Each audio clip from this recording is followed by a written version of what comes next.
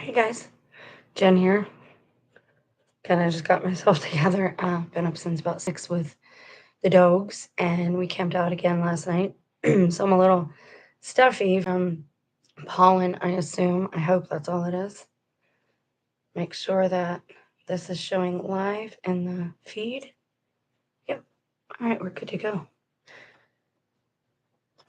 There we go. All right, so I'm going to start today's video off with a short story time because I don't think I've told this story on this channel, and it goes with my testimony, but it's short. So I'm only telling this story to segue into the video to give people, excuse me, a chance to arrive um, after receiving the notification. So that's why I do this.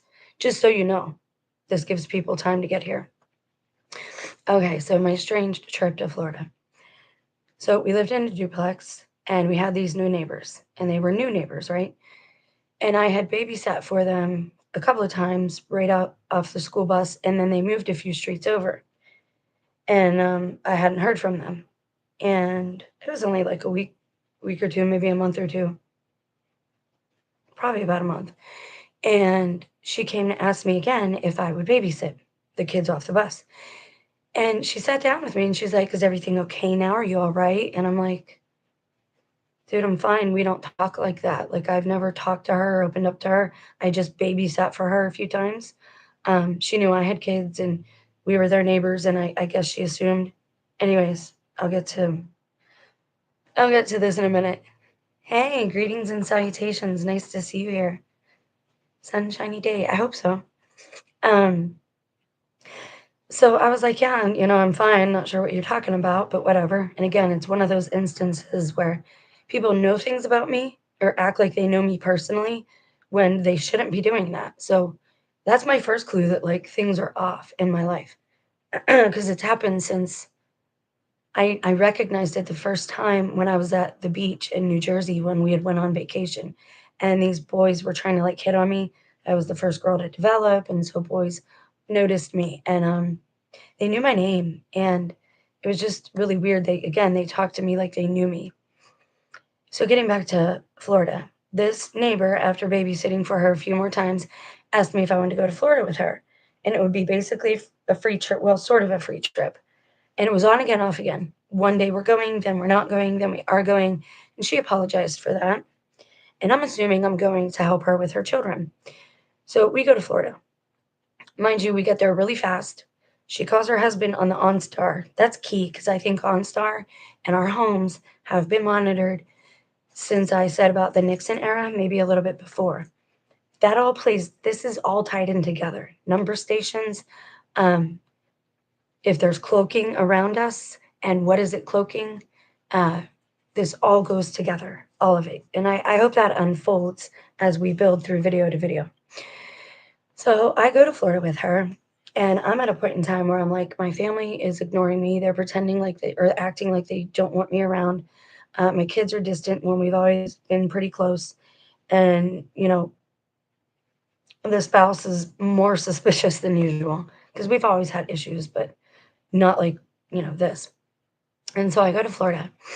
And this one night we're in a hotel and I get another room because I'm like, she's acting weird and she's not treating me very nicely. And I don't want to owe her anything. So I'm going to pay for a night in my own room because she's wanting, we go to bed at 9 and everybody's lights out. And you should really think about going to bed earlier. Again, I think that plays into a subtle type of subliminal mind control so that when I came back home, he could leave the house and do whatever he does at night with people around here. And again, you don't have to believe me, but it's all connected. These people know each other and they've known each other for a long time. And this series of events has been planned for a long time. So we're in Florida and I get my own room. And she even asked me the next day, "Why did you get your own room?" Because I pay attention to my instincts, and I heard that voice. It was like, "Get your own room. Do not stay with her tonight. You're in danger." And I'm like, okay, whatever. So I get my own room, right? I couldn't really afford it, but I did it. And I kind of enjoy myself. Like, I'm a social person. When I'm not in this situation, I'm almost entirely a different person because I don't have to have my guard up all the time and be on the defense, like watching my back, sleeping with one eye open, like all of that. I'm not suspicious of everybody, okay? Just the people he seems to know. And certain people that give you those signs and symbols that just stand out. And so this night that I got my own room, I'm standing outside and I'm having a smoke. And this bus pulls up. And mind you, we're in a spot in Florida. It's weird. We're there in 2018, about May. Nobody's there. We're in St. Lucia, which is St. Lucy, which is named after a saint. But Lucy is also short for Lucifer. So we're in St. Lucie, Florida, close to the ocean, the beast, all that type of stuff. Okay. I'm not thinking that way while we're there. Like none of that is entering my mind, just so you guys know. So I'm having a cigarette, and there's a lot of buses in Florida, right? Coming in, coming out. And it's a little strange because I've never been exposed to this before. And I'm noticing as we're there, like, oh my gosh, that one spot we passed looks like the spot that Israeli news is always saying is Israel. Again, this all goes in together. And Israeli news is a channel my spouse used to watch all the time, and he's not religious, wasn't religious. I thought he was finding God. And all the channels he was sub to, I was sub to. So that's how I found Richie from Boston. And again, I don't trust him because now we know that Boston is like the satanic center of everything. And he's in the boys club, right? But back in the day when I first started watching him, he was like my hero. So I'm down in Florida and I'm like, this is weird. This looks a lot like the one place they always show us in Israel where they never show you anything else since like 1935. It's been the Wailing Wall and this one alley and kind of this one little spot where there's a table and wrought iron fence. Watch the next time you see somebody that's in Israel and see what they show you. It's always the same stuff. And we've explored that a little bit on the other channel. We can look into that too if you guys are interested. So this man gets off the bus and I start talking to him, and he's a gentleman. He's wearing a newsboy cap like my dad was into, like he got me into. I wear those. And I said I met the three wise men because he's telling me about how he is a businessman and he goes here and there and he's into imported Cuban cigars and all this stuff. And then I might meet this young man of color, and I believe he was from he was living in Haiti, but that he was from like I'm trying to remember, and I'm not great at this. I think he was from Uganda, but I could be wrong about that. Okay. So we have a language barrier right off the bat, but he's smiling and really sweet. And he asked me if I want to smoke, and I'm like, sure. And back then, again, I was not as aware of safety as I am now. And so we're talking or whatever, and I'm like, well, I am married, I'm down here with my neighbor, blah, blah, blah. And he's like, but you're my wife. And I'm like, no, really, I'm not your wife. But it's, maybe, oh, I look like her. I'm thinking I look like his wife. I'm like, where is she? This work, it's weird. He's like, she died. She died. And I'm like, what? And he's like, she died. He's like, you die. You die in mudslide. And I'm like, he's like, you're my wife and you died in a mudslide. And I'm like, okay, this is weird. So we're walking back like inside the hotel, and he's going to his room and he's like, do you want to come in? And I'm like, no, I'll stand out here because he had other men with him. And they bust these people in and out for work on the highways, all this different stuff, and illegal stuff too. And there were other men in there, and all I could think of was like it was going to end up as some, whoa, Vicky scenario, which I pray for her all the time. She's obviously in a bad situation. She's been trafficked. That's point blank. I don't care what you say about the videos. You have no self-awareness if you can't see her eyes and her actions and know that she is in a situation she does not want to be in. And our American embassy needs to do something to get that girl out of there because they are trafficking her. Anyways, yeah, and I lose people. Why? Why does it bother you so much to talk about the things that are wrong in our society? They are not going to be fixed unless we together fix them. We have to be active in our own society, in our own salvation. We need to participate. Now, let me preface this. I've said often that I don't participate in the system stuff as little as possible. When I say participate in society and civilization, I mean as a people. I'm not talking about government entities or anything like that. So here's where it gets weird. When you have lost time, you don't remember it or recall it until much later. And I had this memory or this flashback come back that I did go into that room and something happened and I lost time. And I'm not sure why. Okay. So again, he's saying I'm his dead wife. I'm having a little bit of like fuzzy memory there. And I know when that happens to me that something is going on. And usually it's something paranormal. Now we go to the beach like the next day. And I'm on the phone. I was talking to my aunt, and then I was talking to a girlfriend that I had reconnected with up here. I've talked about her before. She's a big part of my testimony because she misled me a lot and pointed me to things that were I shouldn't have, done or whatever. But she was my friend, and I thought she cared about me. So anyway, we're on the beach, and I'm talking on the phone, and something happened on the beach, and I don't remember exactly what. Again, here it gets weird.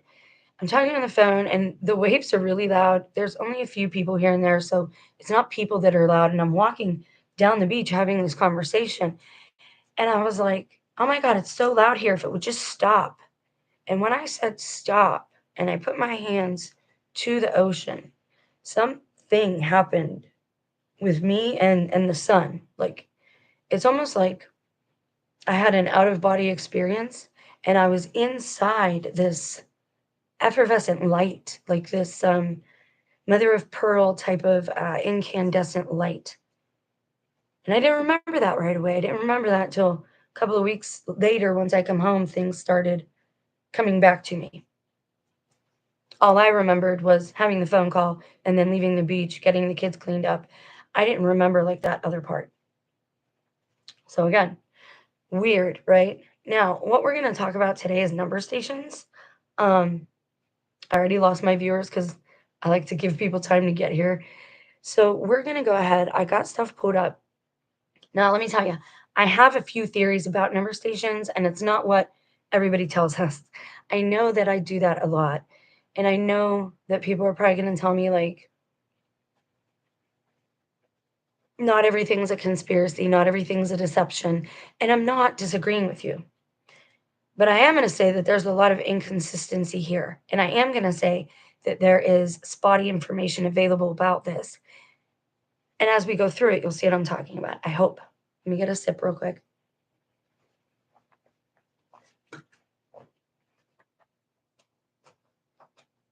Okay. Here we go.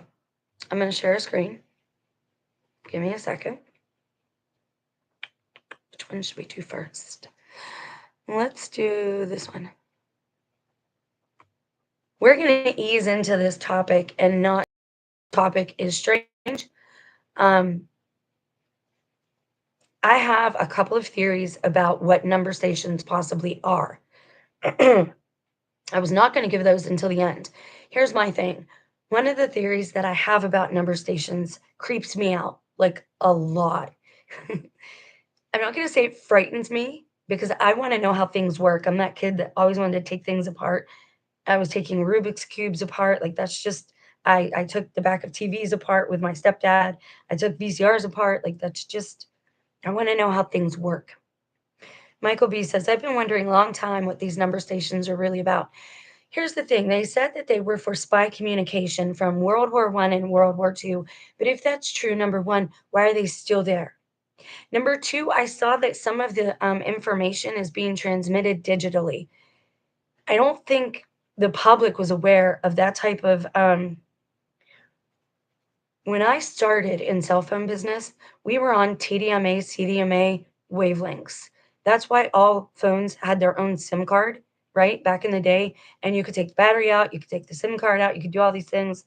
Um, and the number, your phone number is attached to the SIM card. So if you take your SIM card out of one phone and put it in another, it'll still work as long as that's an unlocked phone or whatever. Anyways, the digital interface first is what makes me question certain things, is the transference of the information. Michael says, I've always been like that, taking things apart to see how it works. You know, and I want to put them back together. And now that we have the phones we have, I take a picture of what it looks like and all the parts, like the tent, I did that. That way, when I try to put something back together, I know what pieces I should have, right? Because like As book smart as I am and as on point as my memory usually is, I'm dumb about everyday things. I'm kind of an airhead, and I thank you for tolerating my faux pas when I make them. Anyways, I'm not the smartest person when it comes to science. This is why I need help, and this is why I asked you guys to participate. So, number stations are also strange because why are they still around? If they were communications for spies in World War I and World War II, then why are they still here? Now, here's the thing number stations are on a frequency, on a bandwidth. So if you get an old transistor radio or a handheld, a ham, you can listen to them. You can also listen to them now on YouTube. There's a few stations and people that are devoted to cracking these codes. My question is if it's just Morse code, why are you still trying to crack them? How are they encrypt? That's my problem where I lose pace is encryption. Um, if it's just Morse code, why aren't people figuring it out? Because we know the translations for Morse code, right? So that kind of that's another thing for me that I need your help with. Like, how does that work? Now, number stations, if you watch the movie with John Cusack and again, JC and we talked about him and Cassiopeia, how he had the same line with his the love of the movie about Cassiopeia being in the moles on her arm. That was in two different John Cusack movies. Same exact scene, almost the same exact scripted line. And that's where I get into movies being real too. And number stations, here's one of my theories, and it really creeps me out. I don't want to be right. I want to debunk myself. Okay. But one of my theories is that number stations are programming codes for either A, the cloak, whatever is around us, it helps to hide that so that we can't see it because it's been around since World War I and World War II. Now, if you know anything about those wars, there were UFO flaps, a lot of them around World War II. There was also a radio broadcast in after World War II about how aliens we were in a battle in LA with aliens. It's possible that number stations could be a code to keep this cloak up, and we can't see those around us that are different. They look like humans, they look like us, talk like us, but they don't behave like human beings, right? It's almost like they need taught how to be human, and that's not normal. I also had a clue given to me that they are all shutting down. They, meaning the fake humans. This is why you see some people just collapse. Um, they're synthetic droids. I don't believe in clones. I don't know that God would allow for that specifically, but I do believe in twins, right? So I do believe you can genetically do certain things, but I still believe you need like a woman's womb and I don't think God allows certain abominations to occur, but obviously there's the abomination of desolation. So something happens here and I think God has already done it. I think he's handed us over to our own wisdom and you know that man's wisdom is foolishness to God. Okay, so that's one of my theories is that number stations are programming the background or the back end of our reality, right? Like half the cars you see, a lot of people say there are patterns to the cars, and you'll see a red one, then a white one, then a silver one, and then you'll see a white truck, right? And then you'll see a silver SUV. Like people are saying these patterns, and they don't always see a driver. Some cars, yeah, could be driverless, but also if holograms are real, they need something to program them into our reality. And that's one of my theories that I want to debunk is that number stations are still around because they're programming the background of our reality to keep us from knowing the truth about our situation. It keeps the illusion up, right? Pay no attention to the man behind the curtain, the part of the realm that belongs to Satan, which is the worldly system, not the actual terra firma. I hope that makes sense. Okay, so let's get to it. No more chatting. Chatty box, Jen, stop it. All right, so I pulled this up. This is from there we go. There we go. This is from Esquire. Okay, now again, we are easing into the topic. I don't want to get too weird too quick. Some people might not know exactly what these are. This was from 2008. You know that I don't really trust information that's recent. I think that we need to go back and things are more reliable. They might not be completely true, but I believe they are more reliable. I got a quick sip of Gatorade. Camping is kind of making me froggy. Around the world, a group of people are broadcasting encoded numbers to persons unknown. The question is, why? How a small group of shortwave enthusiasts is trying to unravel the secrets of global espionage. Now, again, why don't they just shut them down? Now, in the movie, you see image no longer available. That's weird. Please stop. In the movie, you see that the number station actually has it's a building, it's a station. Now that's the thing with our language. People think of radio station, hey, that's WKRP. They think of radio station and they think of an office building. The actual station is an airwave, right? So number stations aren't always physical locations. However, the information has to be sent and received in a place that's hooked up to the realm, right? To the electricity for bandwidth and all these things for the radios. Um, you need a place that sends and receives. The problem is we don't know where they're all coming from. Some of them, a lot of them are foreign. Our government does not admit to them actually existing, which is very bizarre. And the other thing about them is that, well, I'll get to that later. Okay. In a clammy basement 3 decades ago, 12-year-old Chris Smolinski fiddled with the inner tuner on his shortwave radio, hoping to catch the end of his favorite weekly rock show. Instead, amid the static, he heard the sound of glockenspiel, followed by a girl's voice reciting numbers in monotone. 250, 47, 92, 905, 58, 46. Okay. Now, again, I think I want to debunk myself. I think this has something to do with our realm and the background in our realm. Okay, so it says he did not know the stations existed since World War One. He didn't know that no one is sure about the station's origins or the purposes. Now, this is in 2008.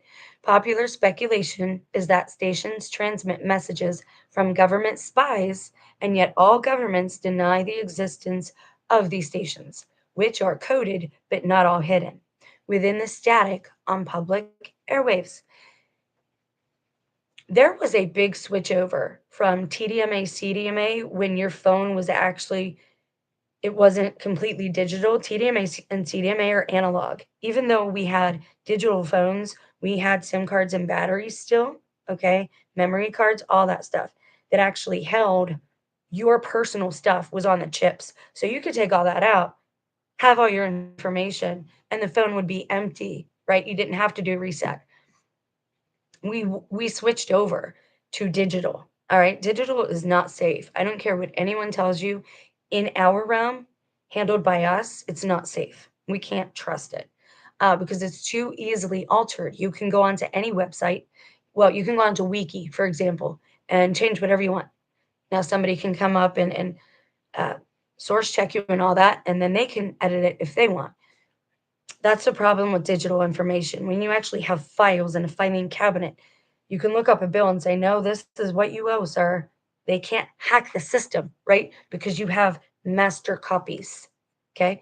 Trust me when I say that the government is still operating on analog. All right. There's a reason for that. And again, it is very supernatural. Most people don't believe me, but if you start looking into it, it's a different topic, but I'll tell you real quick.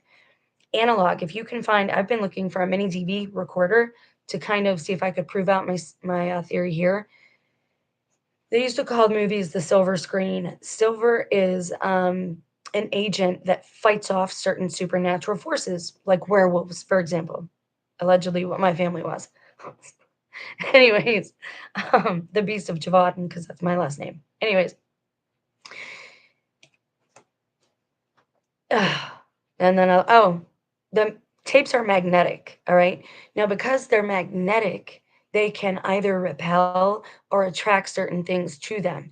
And because it was a silver screen, I believe that certain entities could be captured. That's why when you used to take a picture, or when you take a picture even on your cell phone, it'll say captured or capturing, right? Because you're capturing something. If you have things on a magnetic tape, for example, and you record like poltergeist, you go to somebody's house and you're a demonologist or a ghost hunter and you record with an analog on a tape, you can capture that entity on the tape. Okay. Now, again, you have to search some of this out yourself because magnetics and all these things are highly involved in what's happening to us. But you're going to have a lot of information out there about it because they're hiding the real truth. And the real truth is that this is everything to do with faith, religion. And the people that say it's not about religion is because it's not about their religion. They are safe, right? They are the members of the Norse. And I'm not downing any tribe. That's good if you have roots. We're not all that blessed. Michael says it makes sense to me the government would run on analog. Absolutely. Absolutely. You can save things better that way, right? And you have physical proof of things that way, evidence. Digitally, you have to transvert everything back to keep it on a file or to keep it saved, right? With tapes and analog, and also for spy reasons. You can't tune in and hack analog, right? Other governments, when they tell you all this stuff on, again, none of this is real. It's bread and circus. When they tell you stuff about, like, oh, the government has been hacked, that doesn't happen. They're running on analog. So when the grid goes down, when they shut us off, they're still going to have power because they are on a whole different grid. Make sense? Do you follow yet? You need to. And this information is available out there. You can find it yourself. I'm not a legal professional. I'm not a medical professional. No part of this channel is medical advice nor legal advice. These are things from my own testimony that I'm telling you in hopes that it'll help you. Little girl, please quit doing that to my blankie. Girl, girl, thank you. The teenage Malinsky, it says each day he trades information. Okay, so basically, this kid's getting into it, and he's talking to other people across the world to try and figure out what these are. Okay, number stations were introduced most widely to pop culture in Wilco's 2002 Yankee Hotel Foxtrot album. At the end of the song, "Poor Places," the monotone girl whose creepy voice was recorded from a number station is enough to make even the gothiest music aficionado hit forward. To hear more, check out British label Ear Dial Discs 4 CD set of number station clips, the Conant Projects, recordings of shortwave number stations. People are recording them and saving them so that they can try and decode them. Now, I did not watch the rest of this series. I watched the first half. I didn't watch like the last 2 seasons because to me, for some reason, good series always seem to lose it at like season 4. It just drops off and gets bizarre. It's like, I don't know, something happens. So I didn't watch Lost, but I guess number stations were on Lost. Now here's the thing. If that's what they were using it for on Lost was like some type of the grid, right? To make the sky look different or it's whatever it was for. I think it's possible that the number station is again some type of programming, some type of computer coding. Now there's a reason this theory gives me the creeps, and I'm actually getting goosebumps talking about it because it creeps me out.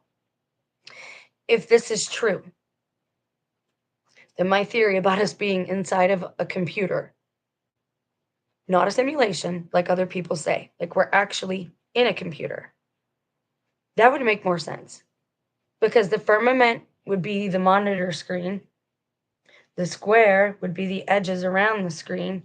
I'm not sure what the dip on the inside would actually be.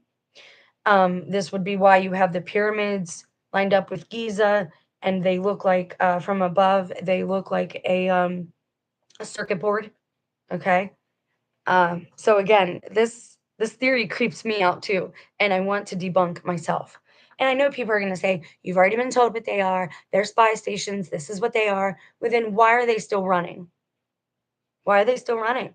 Why doesn't the government on our side in our nation, right? Why does the government not just shut off the receivers then? Shut off those stations. They can do that. The FCC can do that. So why are they still allowing it to come into this nation? if they are from foreign nations. Because I don't think that's what they are. I think somehow they keep us from seeing something that's here. I don't know how or why it actually works. Again, if we are inside of a computer, if you've watched Westworld, think of all the people looking down at Westworld. That would be us, Westworld. And this would fall. Now, here's the other thing. Everything I've talked about since 2018 on Brie and Jen and on this channel have all been connected, right?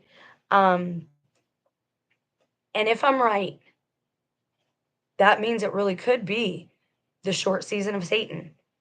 And I know a lot of people aren't into this, but let me just, sometimes I'm wrong, right? I could be wrong that we are in the times of the Antichrist. It could be the short season of Satan.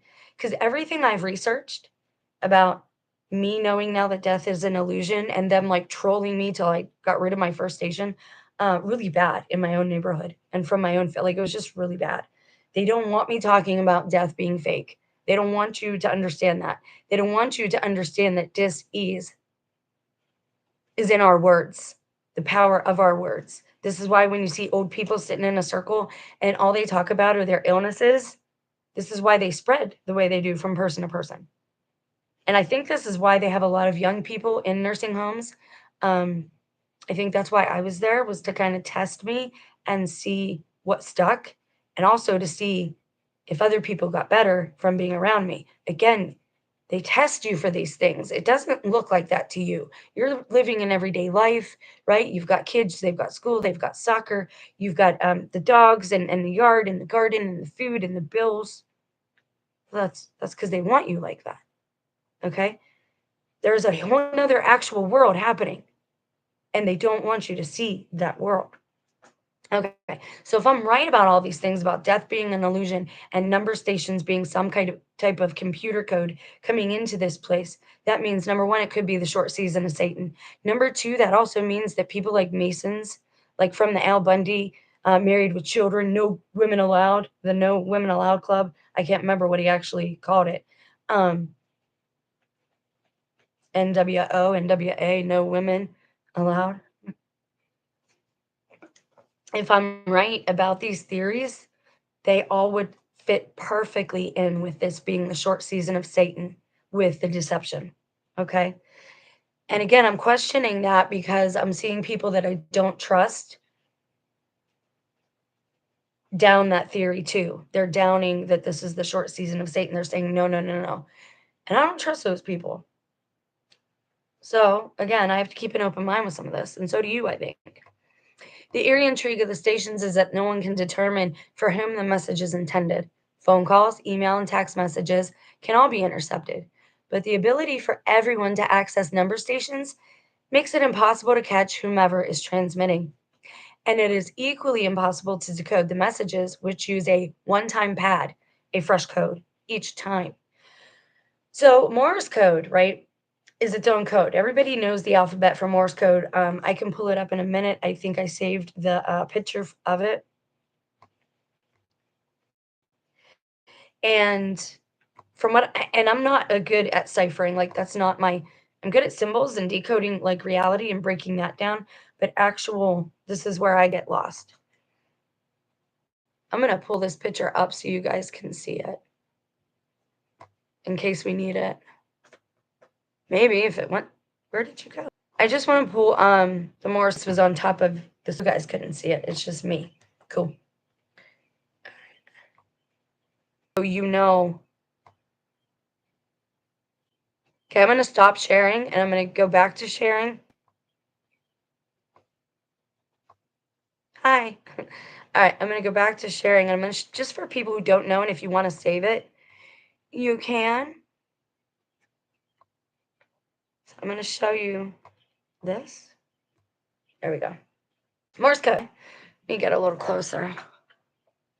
So here's the Morse code. So what you do on a telegram, the way this used to work was through telegrams. Now, a telegram, if you don't know what that is, it came before telephones. They still use these wires that you see hanging everywhere. And it was a little machine, and you would tap it, right? So short tap and then a long tap for A. long tap, short tap, short tap, short tap for B. You kind of hear what I'm saying? Like beep, beep, beep, beep, beep, beep, beep, beep, beep, beep, beep, beep, beep. So I just did A through D, okay? You can save that if you want. I'm going to stop sharing it so I can go back. I just wanted to put that up for anybody who has never been exposed, like since school or whatever. It's a good idea to check things out. All right, with you. Now, by the end of the Cold War, several hundred number stations had dwindled down to several dozen. Okay, understandable. The wars are over, they should dwindle down. But fanatics continue to fiddle with the shortwave dials and log station schedules. They adjust the antenna and flip through the notebook's numbers, strings locked in seemingly endless quest. They're chasing something they will likely never catch. For Chris, now 41, the quest began on Christmas 78 when he received a shortwave radio as a gift. Now you can still buy those, okay? He realized most of the stations operate on extremely rigid schedules. Though voices vary in intonation, many speakers are women or children. I find that a little odd. Children. Women and children. Where'd all the missing children go? It just makes me wonder. And is it an actual human or is it like an AI type of voice? AI, and again, AI has been around for longer than you think. And you also have to understand just because somebody shares a video and says this was made with AI, look how good it is, look how realistic it is, you won't believe your own eyes. It very well could be real people and they're telling you it's made by AI. So you think it's more powerful than it really is. Because again, people pushing this, I do not trust. All right. I know that they are in the boys' club for a fact because my husband used to watch these channels. All right. RFB, something N Productions, right? They push certain things that are incorrect to mislead the body of Christ. I know this is a fact now because I listened to them and I went down a few trails and found out they were wrong about things, completely wrong. And they're wrong about how God feels too. But again, a lot of these people don't read New Testament, they're Old Testament only, and they want to go back to that time. Okay. Now, we're just going through his like story here. 3 years later, the first book about number stations appeared. So 3 years after 1988, Secret Signals, the Euro Numbers Mystery. It was written by British chemist Simon Mason. There's that name. So is it a real person or is this a nod to masonry? Who had been quietly monitoring the stations in Northeast England since the 60s. Secret Signals explain the science behind shortwave and the number stations. Mason, who is considered an expert in the field and one of the most experienced listeners, made his book available, blah, blah, blah. All right, so you see, they're just pushing books and stuff. In this by numbers field, very little is concrete. It is impossible to truly pin down any of this. Now, again, when they're telling you things like this, it's the opposite. It means they already know what they are because our government and the FCC would have shut them down by now. They can shut down anything. A remote control car, a remote control drone. If it's on a station it's not supposed to be on and the frequency is interfering with planes and such, for example, they'll shut it down, whatever it is. No, let's see him, he's dreaming. All right, Cuban spies live from the chicken poop. Coop. Okay, so I really don't.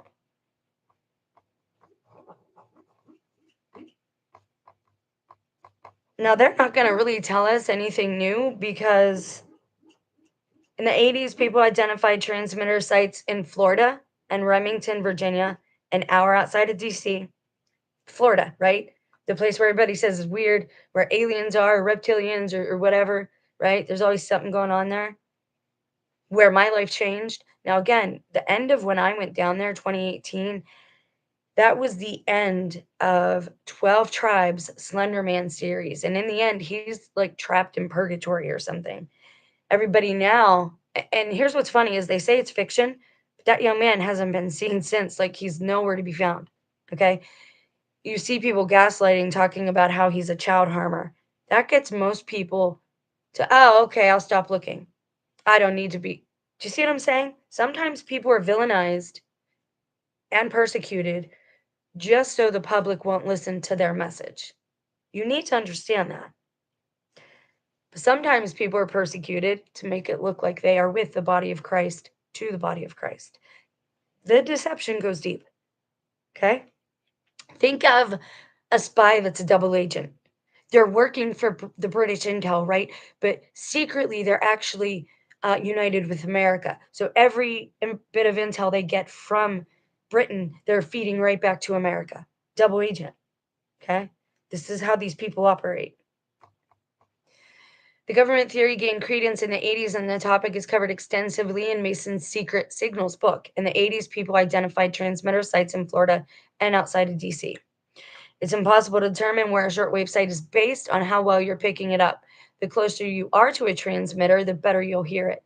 It seems unlikely that private individuals or organizations could operate these stations without licenses and use the airwaves without the government finding them. Now, they could also have something to do with whatever's under us, the cities underneath of us, the tunnels. And again, a lot of this stuff too. There's a verse in the Bible that says, they have the appearance of godliness, but do not believe in the power thereof. This is what this means. I'll give you an example. Everybody now saying that all the weather is being caused by HARP and dew and weather modification.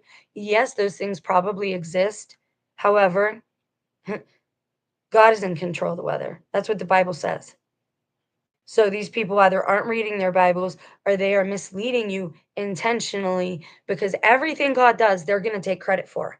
Even the bad stuff. That's why they always have to have a villain, because the bad guy is going to take credit for things that look bad to us. Okay? I hope you understand that everything you see on the screens is a script, and those people are proxies for the elite. That's not actually the elite. I hope like this tracks with you guys. And it's lovely again to see the butterfly effect taking full force in the internet, because I've been talking about these things since 2018, 2017 on the Brie and Jen channel. And it's awesome to know that like me and the audience, like we were the one of the first to start looking at these things in our generation, and it's spreading, which is good. People have to ask questions. So it's hard to tell if it's real, if that's people looking for something when it doesn't exist. The human mind always wants to make a pattern out of ambiguous information. That's not true. There are patterns that exist.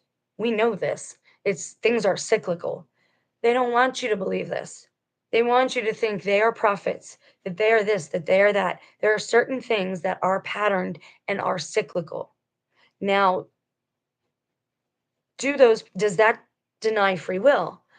I don't believe so, because again, I don't think everyone here has a soul. Okay? And I'm not being mean. I'm not saying organic beings that are sentient and consciously aware. I'm talking about like legit robots, like androids. There's a reason Disney does not allow you to record the broken down androids. Okay? And I'm still working on it, but I have a really nasty theory about that. And my mother-in-law went down there. Like there's a lot of adults that were real big into that around 2017, 2018. And again, they come out of there different. Like they're just different. And there are stations devoted to it. It's a strange cult, like the Disney cult. But again, they want Christians to not pay attention. So they tell you about like how it's grooming children. But there's a lot of hidden truths in Disney and how the park itself is operated. It shows you that we are in a simulated grid, a simulated reality. And I don't mean that we are electronic per se. And I don't mean that we don't have free will. I just mean that the background stuff, right? Any good computer coder wants to work on the important things. You're going to create a system that is self-sustainable insofar as the redundant patterns in the background, day, night, right? There's a specific pattern for day and night to take place.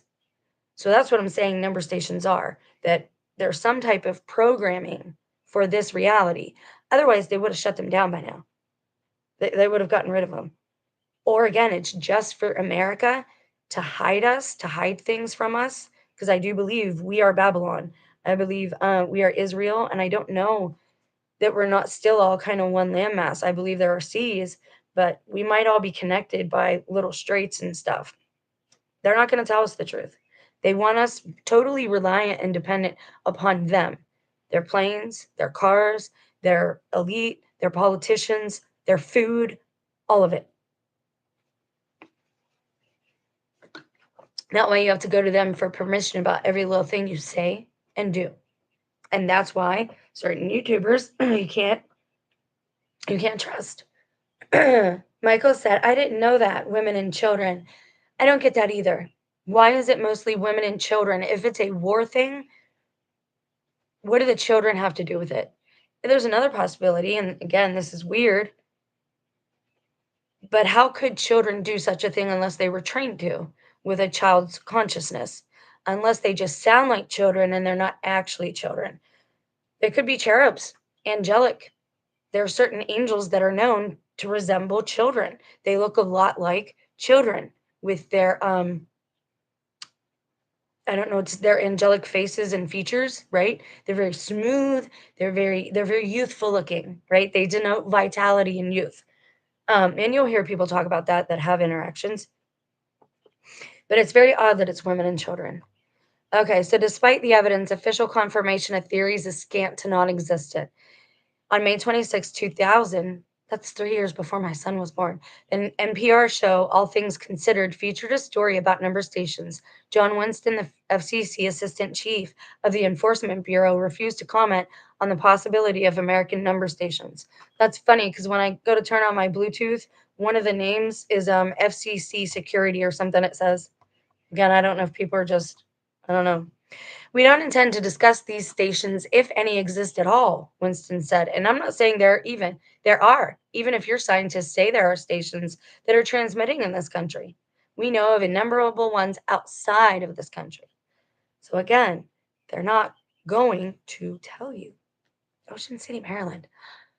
Gosh, guys, I want to go to the beach so badly and camp with Sam and walk in the sand again. Interviews with other country officials have yielded similarly lukewarm results, though a 98 article in British newspaper The Daily Telegraph included a comparatively revealing quote, "These number stations are what you suppose they are," said a spokesman for the Department of Trade and Industry, which at that time regulated the UK airwaves. People shouldn't be mystified them. They're not for, shall we say, public consumption. Huh. Especially in England, where media consumption is highly regulated. Amid all of the denials, however, Mason says that one country's government as much as admitted to operating a number station. And here's the other thing. In my theory, if they are operating and they are doing like maintenance, like regular interval, like background type stuff, hold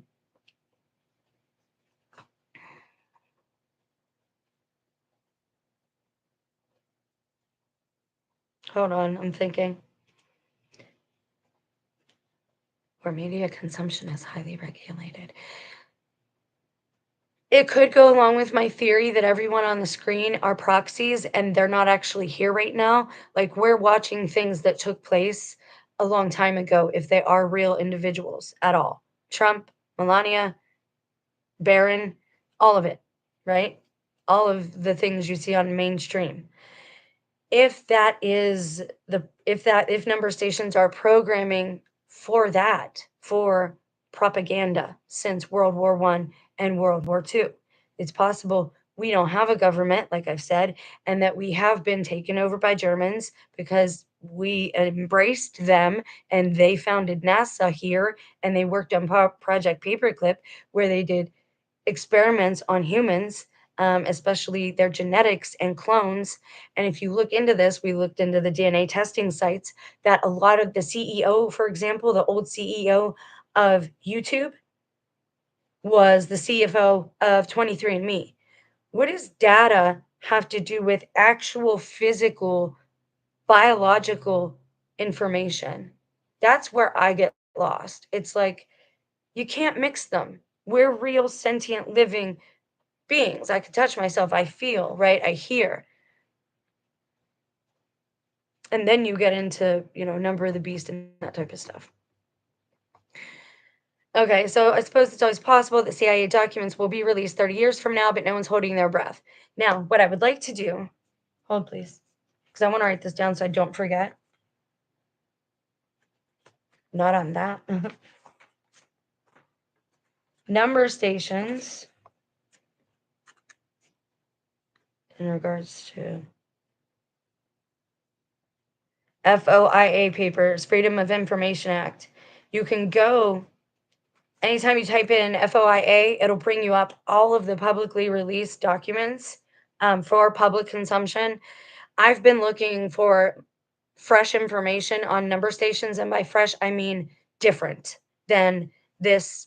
Everybody's talking about the same thing. That's how I know it's propaganda, because there aren't any other theories even being brought to light or being given airtime. Like this theory that I have. This video might not do well just because of the topic, right? Right, three viewers right now. But it's okay, I don't mind.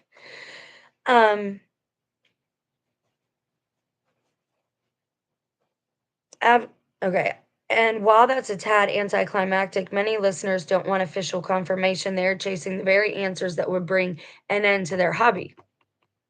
So they run in place, they move sideways, they speculate, they remain a community who in some ways can share only with each other. They don't discuss a new Egyptian schedule with their wives or over dinner, nor can they pull up a chair at the bar to talk the latest mistake on the Cuban station or joke about Pedro sleeping at his desk.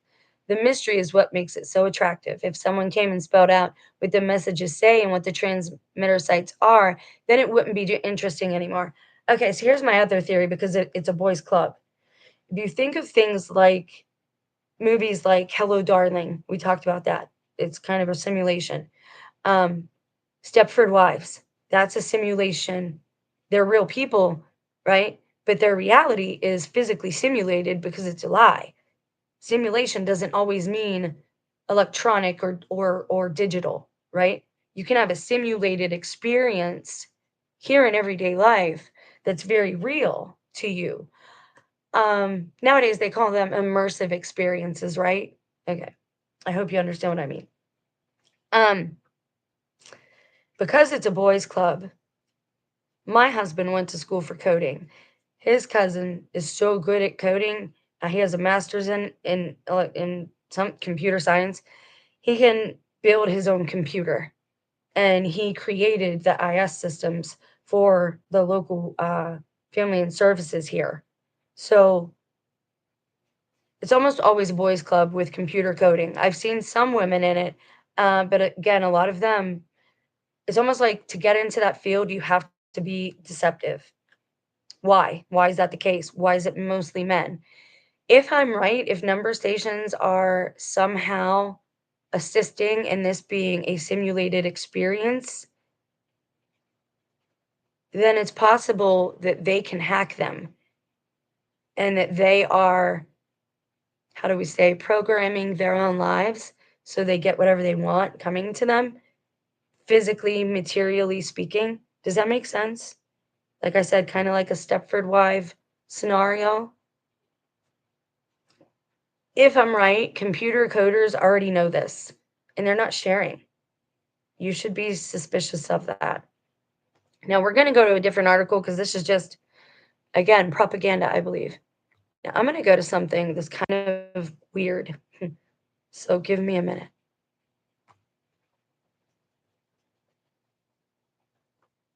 I'm going to show you now what you're about to look at. And again, I've been looking for information for a long time. Now, please ignore the propaganda, like the site. That's not what this is about, okay? You'll see what I mean in a minute. We can't always pick where information comes from. I have been looking this up and trying to bring fresh information for us. So this isn't, just another propaganda thing. And there isn't any. That's how you know the information is controlled, is when every single link, every article, every news release, everything you see about that topic uses the same script verbatim. Like everybody's saying the same thing. This is what they are. There's no mystery, blah, blah, blah, blah. But then why are people still devoted to cracking these codes if there is nothing here that we should be looking at? Okay. Now that has to go, they have to have actual sites. right, for certain things. It's very possible some of the shutdown sites that you see the urban explorers go to were number stations. It's very possible they're underground.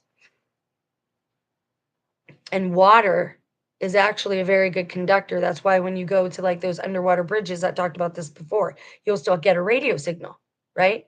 But if you go on a bridge up here in the air, you're not going to get a radio signal if you go through a tunnel in a mountain.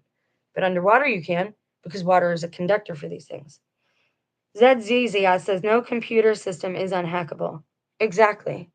Exactly. Okay, so ignore the source of this information. I should just scroll up, but I've been looking for information. Now, what you're going to look at is a bunch of the youth discussing back and forth what they might be.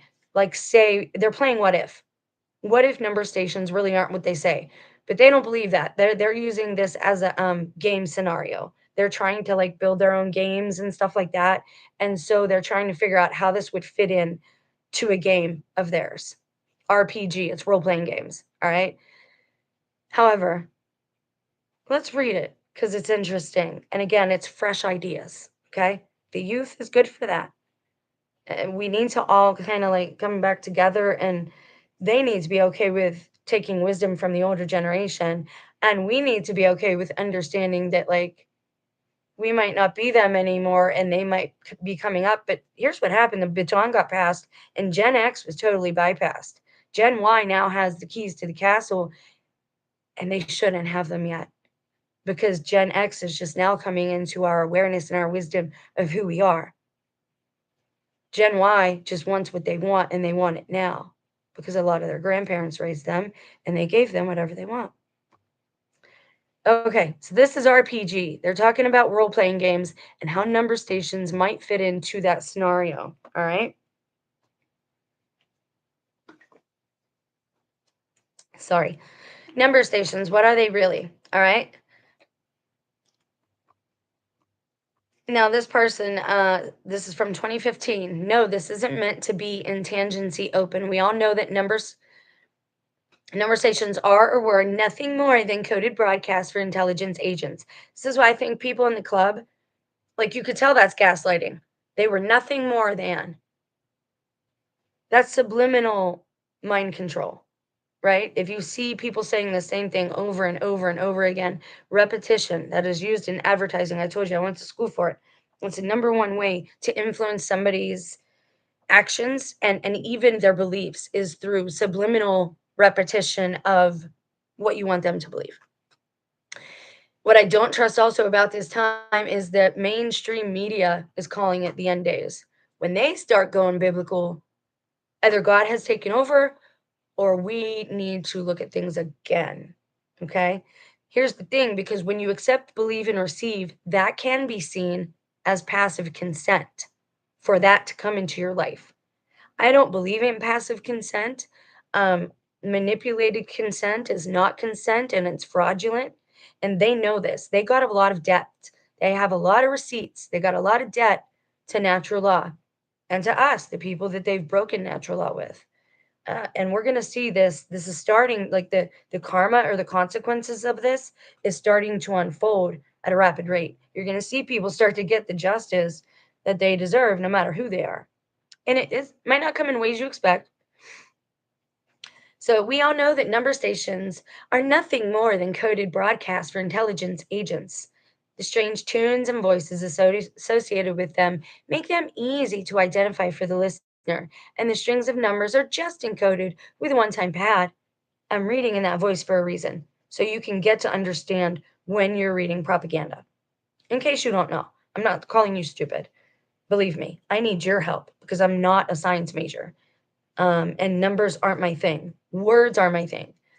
People, their behavior, that's my thing. The psychotomy and psychology and how that goes into people's personal philosophy and theology. That's my thing. Numbers and science, I need you guys for that. Okay, nobody said anything, so we're going to continue. So in a game, this person says, the original poster, what might they be? And his name is Proteus. Proteus wants to know from these other young people, in a role-playing game, we know what number stations are, but for the purpose of a game, What might they be?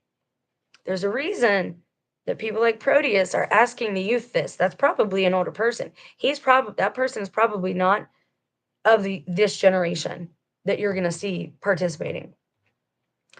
This one says the Dharma Project, done. Dodge, duck, dip, dive, dodge. In my defense, I was left unsupervised. What's the Dharma Project? Hold, please, while I look it up. So many different things. Oh my God, look at the symbol. It looks like CERN, you guys. The Dharma Initiative, also written as DHARMA, all caps, is a fictional research project and organization featured in the television series Lost. It was introduced in the second season episode Orientation. Okay, hold on. In 2008, the Dharma Initiative website was launched. Dharma's interests were directly connected with fringe science. You got to see this. If you haven't watched Lost, and again, I wasn't big on that show. I was working all the time when these things came out.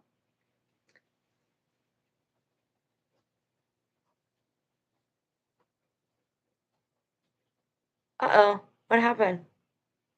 What did I do? It looks black over here. What's going on, guys? Was I cut off?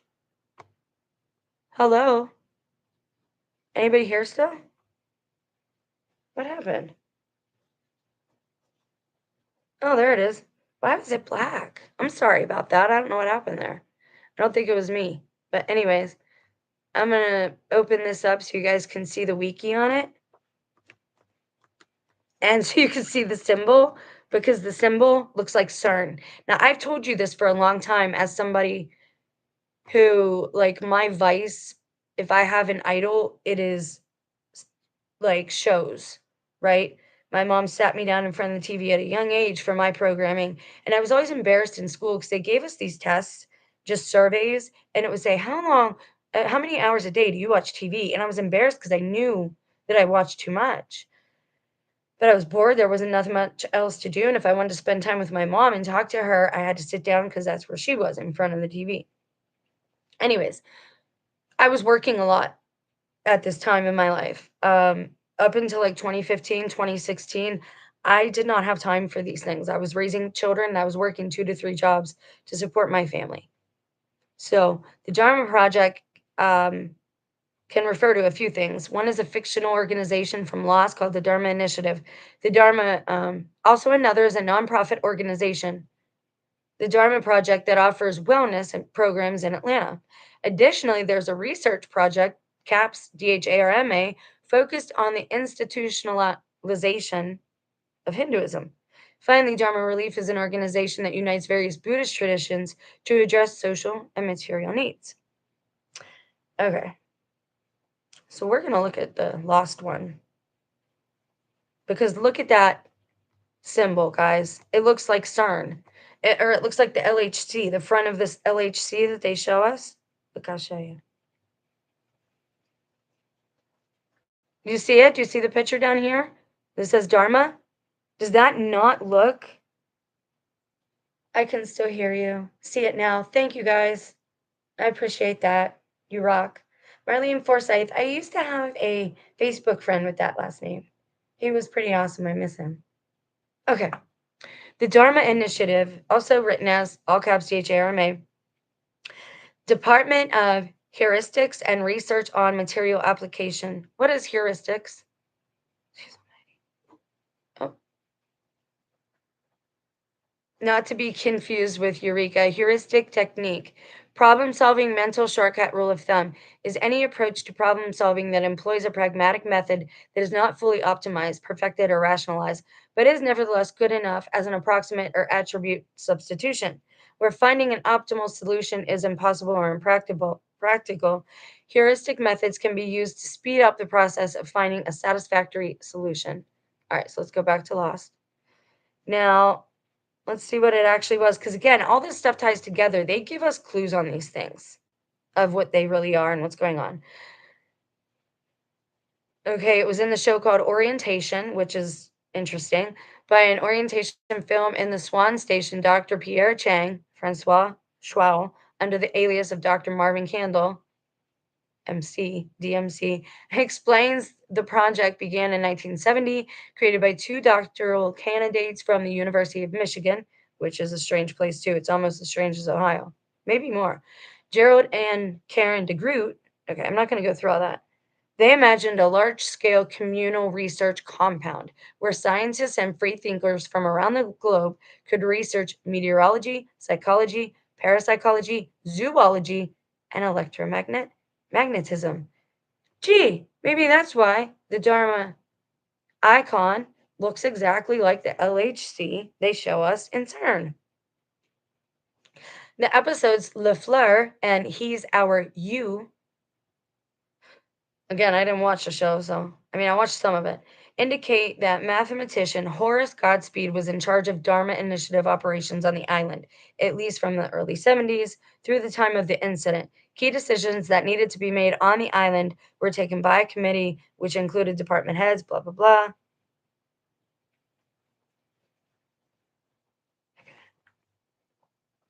The Lost Experience in an ARG, an alternate reality game, which took place in 2008, revealed that the objective of the Dharma Initiative was to alter any of the six factors of the Valenzetti equation. What is that? Okay. An equation which predicts the exact number of years and months until humanity extinguishes itself. Number stations wouldn't need to be going constantly, though, that long for years and years. They do run 24 hours, 7 days a week, right? On those frequencies. Hmm.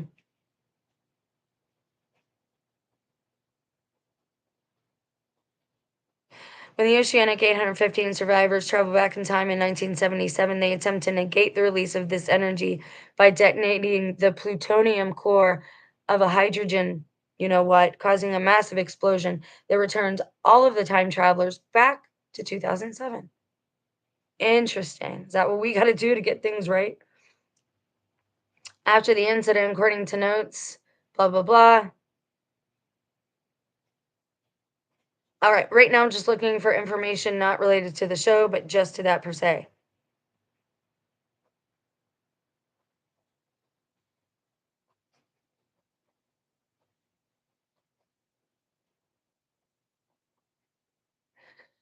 Huh. Made by a drone.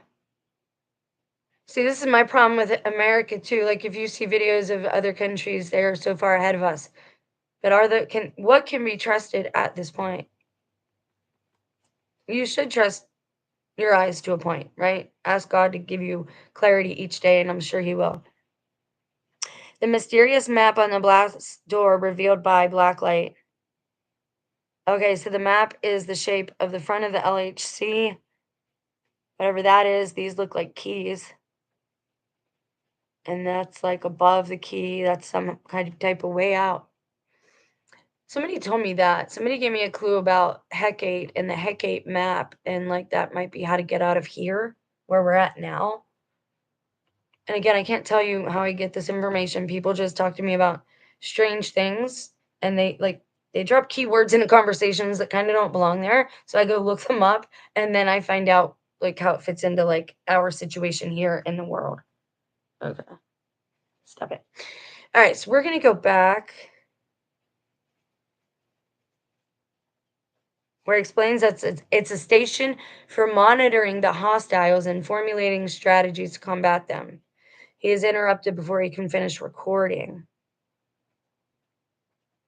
When rediscovered in 2004, the word quarantine appears on the inside of the station's door in Le Fleur. Huh. Interesting. And I've told you that too. Like whoever is here, I've watched so much TV at this point. I meant to continue this thought a few minutes ago. I apologize when I'm doing 20 things at once. There it went again. Damn it. Sorry, I'm trying to read and remember what I want to say.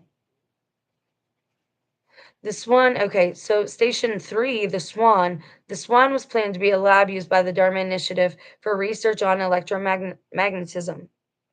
You guys know what that is by now. In the episode The Incident, Dharma member Radzinski claimed that when complete, the Swan, the number station, would allow manipulation of electromagnetism that would change the world with what? Maybe holograms, holographic sky, so we can't see out, can't see God, who's on the other side of that. He used to walk with Adam and Eve in the garden every night. Okay, so it says Dharma drilled into the earth and ruptured a pocket containing a large electromagnetic buildup, which their drilling released. The swan was built over this area to act as a cork, like I said about the pyramids, capstones, right? A failsafe could be used to permanently seal the leak. Okay.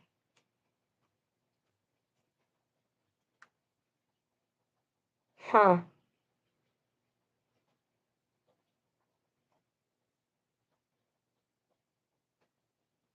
See, they don't tell you why they're the reason for this, though. There are sections that are written in Latin. There are also acrylic-based paints and several murals. Okay, so we're going to go back.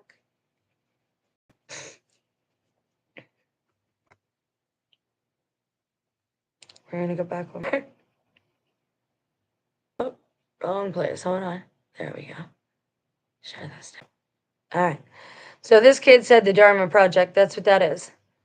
Now, this kid says this is what he thinks number stations could be in a role-playing game. Intrusions from the real world. Their numbers rolled by the players, unaccountably audible in the game world if you listen in the right place. Different. This guy says, Ice 9, still frozen. Interesting.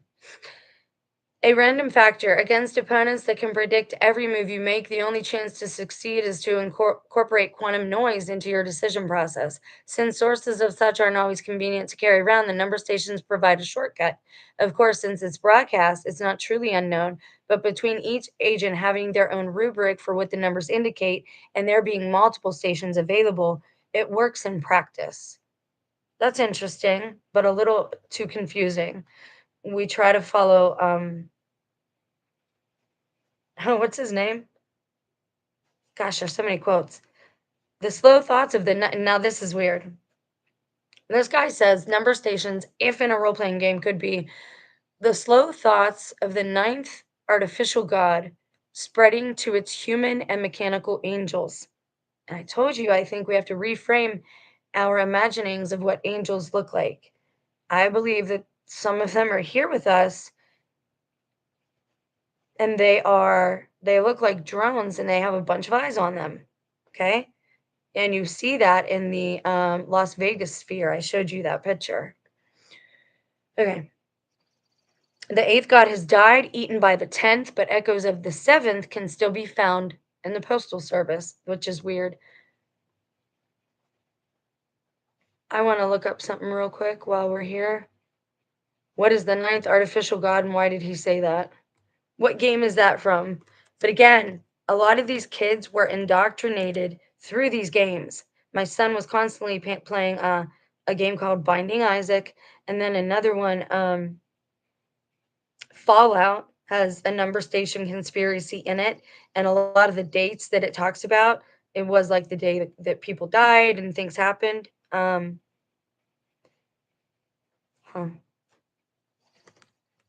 But there was another one with a lot of fallen angels in it, and I can't remember.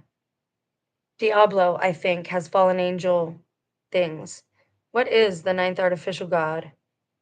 Okay, it's from Skyrim, I think. Oh, the Buddha in Hinduism. Okay, so again, a lot of people are very into Hinduism. Even the producers and creators of the show The Chosen, if you follow their Instagram, they have little Buddhas and the little stacked rocks in their pictures on Instagram to tell you and show you who they really are. That's why in the show, when they were talking about Mary giving birth to Christ, it was very gross and inappropriate because they're not actual, they don't love God. Okay? And this is the problem with these religions is that people who are in them always they're not they say they're peaceful and they're about peace, but they're really you don't see that. And you see that in Christians too. But again, The screen is not going to show you religion and faith as being good. They want you to see the government as being good guys. But now that you see the government being good guys, and now that you don't believe aliens, but you do believe in fallen angels, they don't care what you call it. They're going to go with fallen angels to scare you to, again, they're going to take credit for what God has done, even bad stuff. Who was the ninth god? The Buddha in Hinduism, the enlightened one, is considered the ninth avatar among the 10 major avatars of the god Vishnu, according to the Vaishnava tradition of Hinduism. Okay, so now I know what that is. So that's what they're talking about there is Buddhism. Okay, this guy says block transfer computations. The numbers must flow or reality ceases. I actually agree with that. What is it called? Block transfer BTC. Block trans. And again, I want to learn. That's why I'm willing to look these things up. Block transfer computations. Let's check that out. If you don't know, I don't know.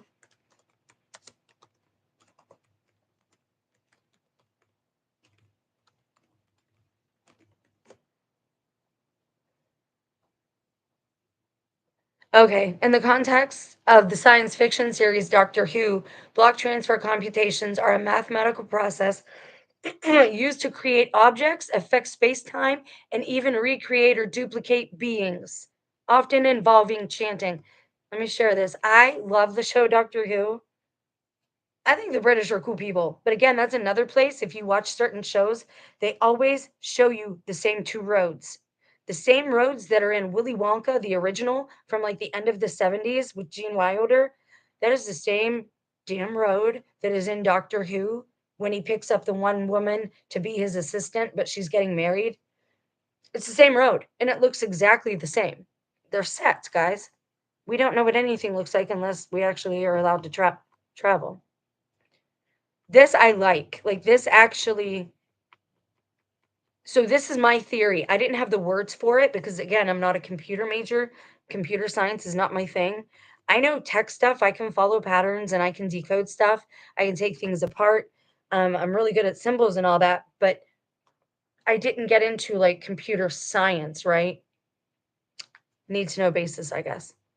So in the context of Doctor Who, computations are a mathematical process used to create objects, affect space-time, and even recreate or duplicate beings, often involving chanting. They involve using pure mathematics to model a specific space-time event or piece of matter in a quantum alternative universe, and then transferring that model into the current universe in discrete blocks.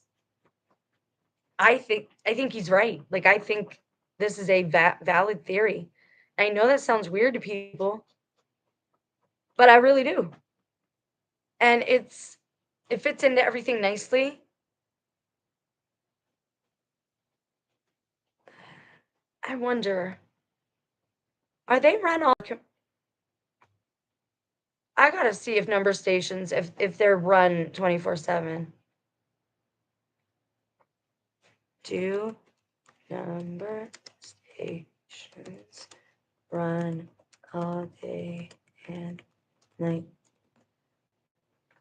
Sorry, guys. Again, this is research with me. This is not my forte. Zedzedia says number stations, a generally calling out to various groups or sleeper cell operatives. They know what the numbers mean and it tells them what to do. Yes, I think that is one possibility. And I think it's also possible that they do more than one thing, right? Because again, we're talking about very efficient beings here. They look to us as resources. They don't waste us, right? If we work all we can, then we got to, when we hurt ourselves, then we got to have all the babies we can. And if we're done having babies, that's what I Pet Goat 2 is about with the woman and the bleeding and the women who are of a certain age are going to be a part of the calling. Women and children first doesn't mean you save them first. But again, people don't know where we're really at here. Okay, so I asked Google, I said, do number stations run all day and night? I'm sorry, does this make me look like, am I even hitting the camera? I'm kind of really short. That's kind of okay, I guess. I don't know.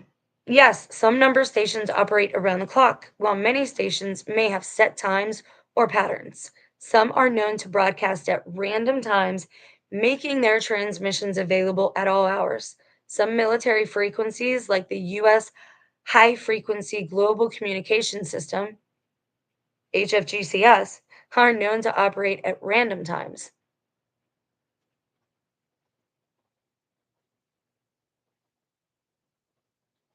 Huh, that's interesting. Zedia says, true. My friend that died was in special forces and they used to communicate through a name call sign and then a number, and they knew what the numbers meant. Yeah, I believe you. But I believe they can do more than one thing. Again, these beings are very efficient. They use us as resources. What do you think they do to the disabled and the people that they end? Do you think that's it? That there's a hole somewhere they put them in? Where do you think all the missing people go? McDonald's, Burger King. Okay. Wake up, guys. Wake up all the way and know where you're at so that you can do your part to stop it. You don't have to do nothing big. Stand firm in truth. Walk in truth.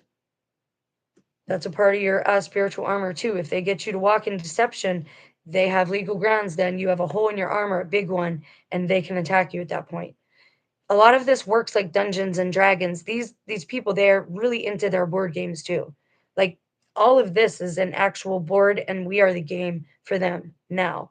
It is Westworld, and that's why I believe number stations keep us like in our zone, or they keep something going. Okay. It could very well be, like said Zito was saying, she had a friend who was in this type of situation, right?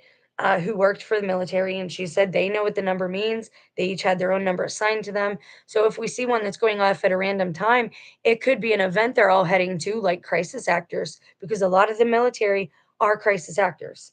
They do all of that stuff. The Zita says if you look up unethical human experimentation in the US, you will have your answer as to where the people went.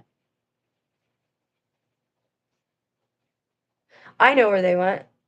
I'm trying to convince others. I think they're Soylent Green. Some of them, not all of them. I think there are portals in our parks. I don't think they want us there because, well, I'll talk about that later. If I look on unethical human experimentation in the U.S., I've looked that up a lot though, and I've never. Hold, please. Zedzia is a friend of the channel, and we are going to take her advice, and only because I don't know if you're a guy or a girl. Unethical human.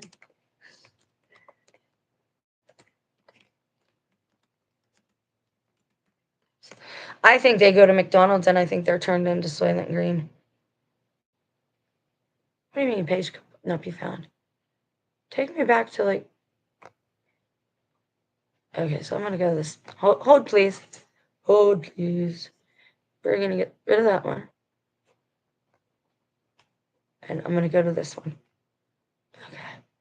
So some do run all day and night, so my theory could hold water as well. Again, I think they do more than one thing. This is how these individuals operate. Everything is very efficient.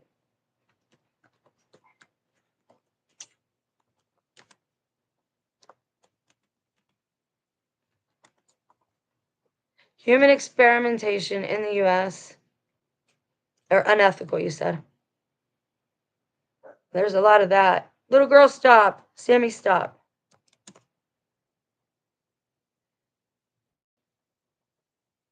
Unethical human experimentation in the US. But where do they go?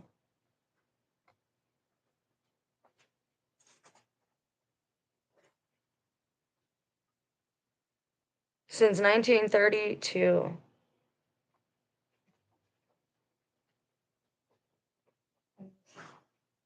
Huh. Again, I'll have to do that as a side quest.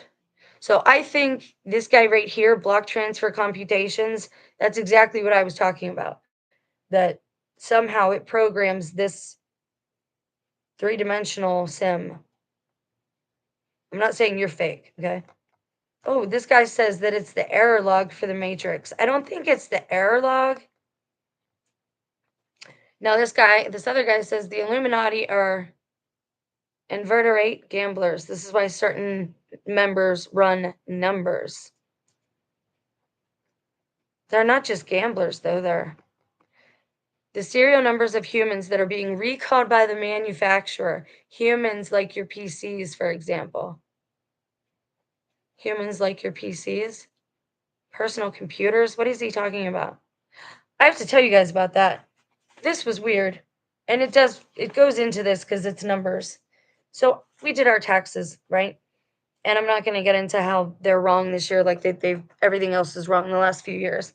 Everything's being done different, and the old rules no longer apply. I did what good girls are supposed to do. I had them take out extra every check, and I didn't make a lot. And we owe, and we've never owed, ever. But, however, I'm going to read you something because I don't understand it, and our taxes have never looked like this. Check this out. There's two of almost every status here, two of almost every category. Let me read you one or two. Child Independent Care Credit. Child Independent Care Credit per computer. Okay? Credit for elderly and disabled. Credit for elderly and disabled per computer. Education credit. Education credit per computer. Gross education credit per computer. Retirement savings contribution credit. Retirement savings contribution credit per computer. Why is it saying that? We are human individuals. Why is it saying per computer? Can I do my taxes on different computers and get different credits? Is that what it's saying? Is it keeping track of the computer? And that's a security feature to make sure that nobody else enters taxes for us, under our socials. But why does it say that? If anyone knows, please tell me because I've never seen anything like that. And again, when I got my Medicaid papers a couple years ago, when everybody was talking about reset, um, my paper was stamped on the side with a red rubber stamp and it said reset. There was no reason for that. And I told you, I feel like I fell into the mirror like Alice did because everything is opposite. Even Jack, my dog that I had had since 2012, before all this started, the one that just passed, when I say come, he would always go the other way since probably 2020. Everything I said or did with him, it was the opposite. I hope I'm in the right place. This guy says intrusions from the real world. Their numbers rolled by players. Oh, so he says that's a cool idea. Now, this guy says it's a Bruce Ford attack on the 9 billion names of God. Now, allegedly, there are 9 billion names of God, okay? And did I pull that up? Oh, we got comments. Zedia said, it is very deep well if you go down that well. I've been down human experimentation a few times. I've done videos on it. Project Paperclip is a big one for me. I take that one for some reason very personal. She says, she says, I say that just because the government pulls all the strings and have people in different faculties. Absolutely. Well, Chick-fil-A has to be to get all the bajillion chickens they sell every day somewhere. Also, the people who threatened me told me they would plant me under a protected tree.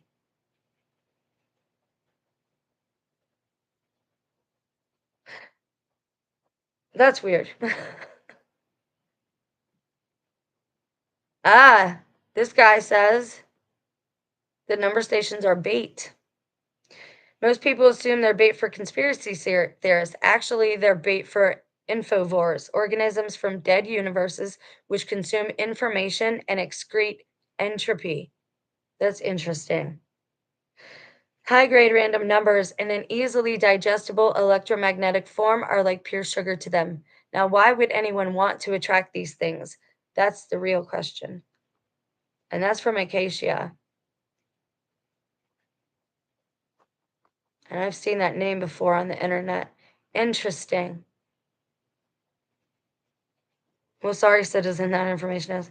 This guy says, this bothers me because I've thought of this too. If there's a lot of women and children, I think they're doing it voluntarily because they don't really sound distressed, Well,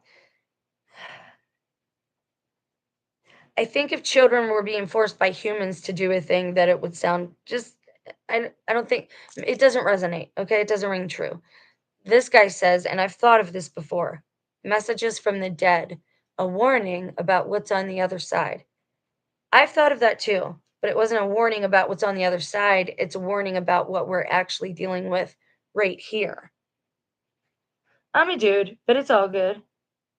Okay, well, now I know. No, it doesn't bother me either way. I just didn't know, and I didn't want to say like whatever and offend you.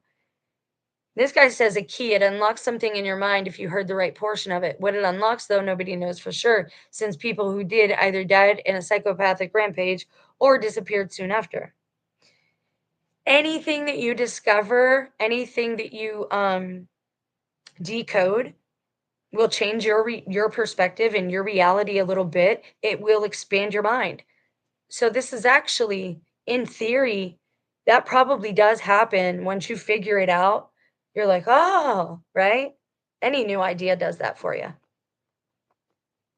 This guy and this is what I think this is a good coded messages with info the aliens ask us to send in the 50s. Nobody answers them. We have those cool radio telescopes listening, but that's because the message has not finished yet. Interesting. I love reading stuff like this from the youth because you're like, you can kind of track with what they're thinking and how creative they really are.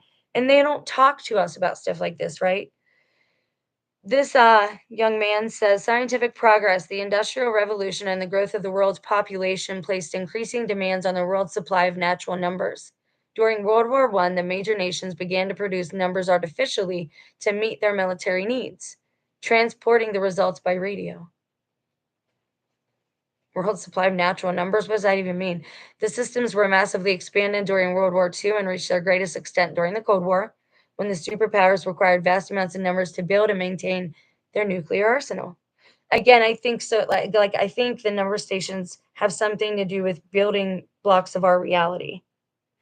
And again, if anyone knows why my tax form says per computer when I'm an actual living, sentient being, please tell me why it says that because that's really bothering me.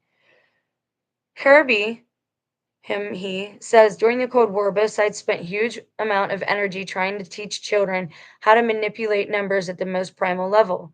We remember it only as inappropriately advanced mathematics classes in primary and high school, but in actuality, these lessons allowed children to decode information compressed at a heretofore unheard of level. Why would they do this to their children? Because they also learned how to convert a person's mind into a data stream. These children became a very efficient means of transporting important people from place to place via wireless radio transmission, allowing a leader or intelligence agent to quickly move from continent to continent, scan your agent, convert the mind to data, ensure a trained child was waiting on the other continent, then send the data. I think he's on to something with the using of the children because so many of our missing 411 cases are children. And so many of them are military people and people who had high intelligence. Like, you don't know that till you start looking into it. Convert a person's mind to a data stream. I find that intriguing because I think you can do it.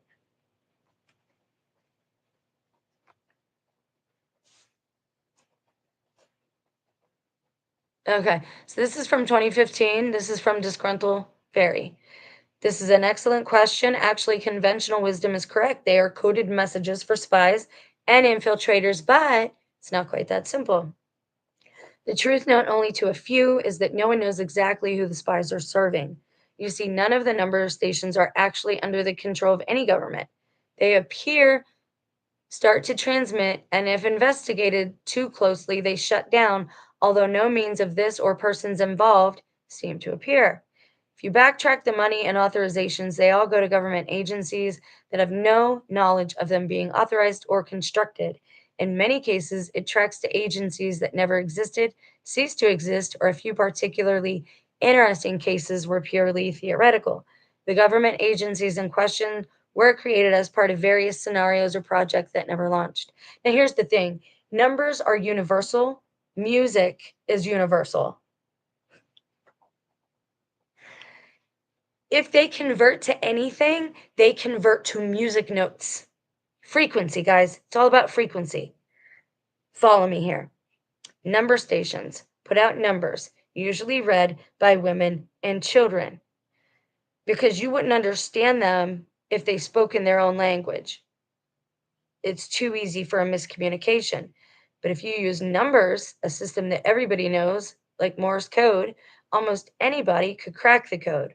I say almost anybody because they're still telling us like they're having a hard time cracking them. Well, if they're in regular Morse code, you should be able to crack them. So, like ZZDia said, there's obviously a special identifier that we're not privy to. Okay, so but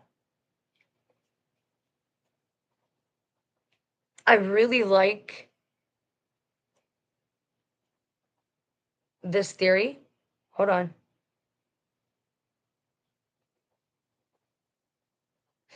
So if it's women and children reading the I'm thinking, that's why my eyes are closed, reading the messages, and they're reading them in numbers, chances are they don't want a mistranslation because of a language barrier. So what is universal? Numbers. But everybody stops there, and everybody says numbers are universal. Not really. Numbers aren't universal because not everybody knows trig or algebra or geometry, right? But most people have had a keyboard, or most people have a computer that you can download an app, right? What if the numbers are giving us music notes, guys? What if they're frequencies that create music that would maybe unlock something in our mind or in this realm? Because notes are what else? They are played in a certain what? A key. Notes and music are keys, guys, and they are the keys to the castle. They are the keys to get us out, or they are the keys used to make us slumber and be walking, walking, talking sleepwalkers. Does that make sense? Like nobody's talking about like the theories that I like how I'm translating this, but if you look at, can I bring it up? Are you guys gonna get mad if I do this? I'm gonna bring up a movie clip because again, it's pop culture and it's something we might all be able to relate to.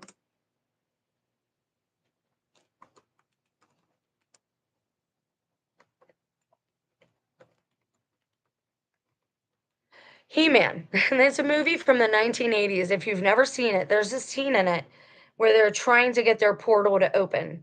And they travel through their portal with this thing, again, that looks like kind of like an LHC, but on it, like a keyboard, you can press special notes. These notes, guys, open the portals in the He-Man movie.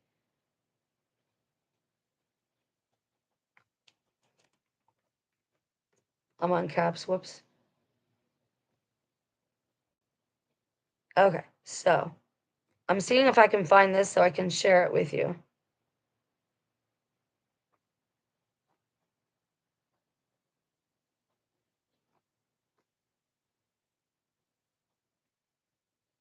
Oh, so again, rabbit holes, guys, they have a lot of side quests, but this is how you figure things out. You don't want to read everything, but you do. Okay, so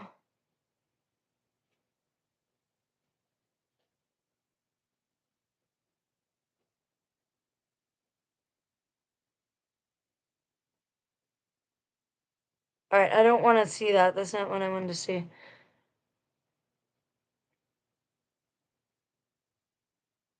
Okay, so He-Man, his real name, just like you have Clark Kent is also Superman. He-Man is also Adam, like Adam and Eve. He is Adam, Prince of Eternia, eternity, and defender of the secrets of Castle Grayskull. And Castle Grayskull is allegedly in the Grand Canyon, you guys. All right? And just hold, because I'm trying to find a very specific. There we go, IMBD. You can always rely on them. Now, I'm going to share this with you for a very specific purpose. Sure. Okay, so here we go. Masters of the Universe. Okay. So this is a movie that my mom had in her video store. You have Dolph Lundgren and Frank Langella. I don't know who that is, but was in it. And Courtney Cox was in it. She's kind of important because, again, certain people are in certain types of videos and films, and it's just strange. Okay, the heroic warrior He-Man battles against the evil Lord Skeletor and his armies of darkness for control of Castle Grayskull, which is in the Grand Canyon. So this is He-Man, and this is, I forget her name, and that's her dad. But there's a specific, this has to do with number stations. Give me a second. Show me what I'm asking for. Hold on.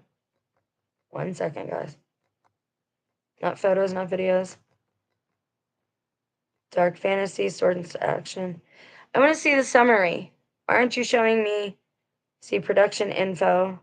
I don't want to see the info. I want to see the actual what you got on this.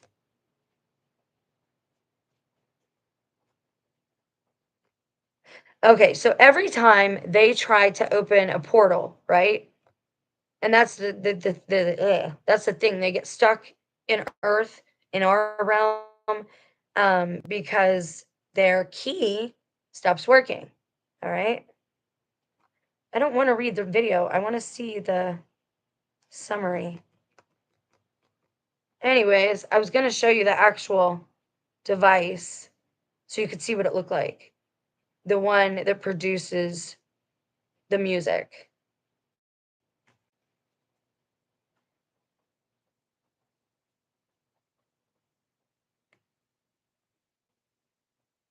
He-Man music, key sequence, scene, and reason.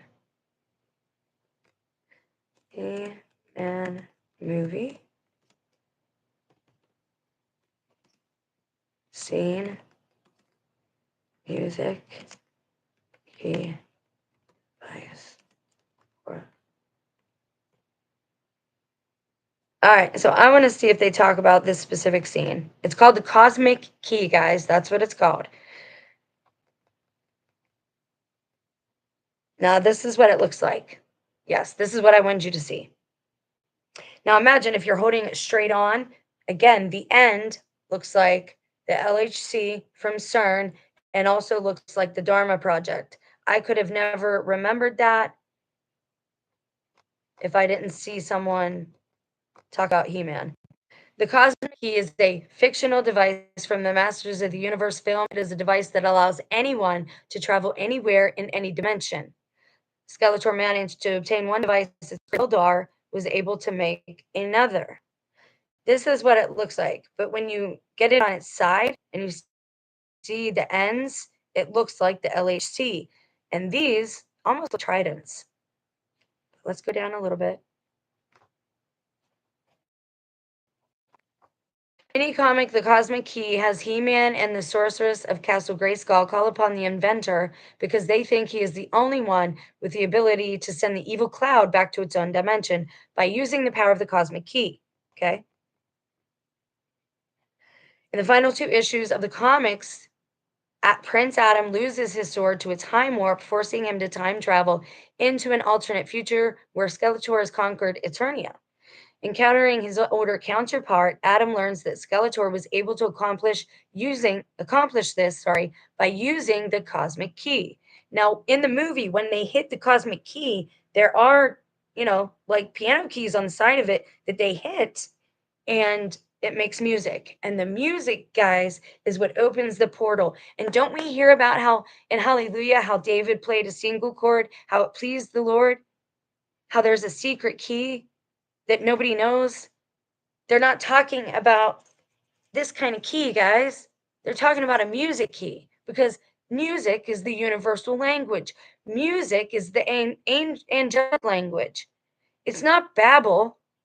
That's not good for you to babble. That's not they say that that's the gift of the Holy Spirit. That's not it, guys. When it said speaking in tongues, it meant different languages. The Holy Spirit gave them the ability to be understood by the culture that they were with because everybody spoke a different language. But the Holy Spirit made everything they said understandable to everyone, each in their own language. Okay? Kind of like that little translator in your ear does now. that's allegedly from AI. That's why I think this thing is sentient. They put a little bit of that black goo in each of these devices. I showed it to you on a circuit board inside of a radio. Okay. They put a little bit of that black goo and stuff, just like the movie Ghostbusters with the pink stuff. They put it all over the Statue of Liberty and they get the Statue of Liberty to dance because they do what? They play high vibrational music. If they would have kept fighting, and when they were fighting and the pink goo was angry, it made everybody angry that had it on them.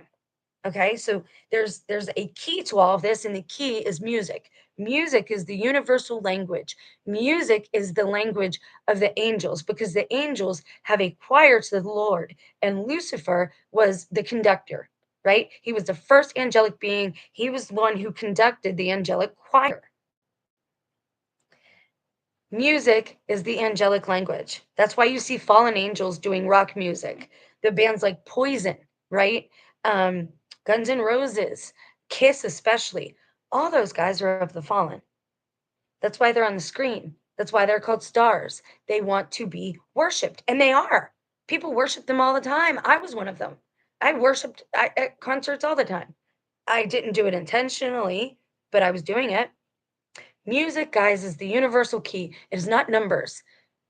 You can get to numbers, yes. It begins with numbers, but that's where science stops and they don't want you to know that it's actually music. How do you think you get the Fibonacci, the golden ratio, the golden key? How do you think you get that pattern? Semantics, guys, semantics. How the beat and the rhythm can change the shape of the water, thus creates the shape of snowflakes, which I believe come from Metatron.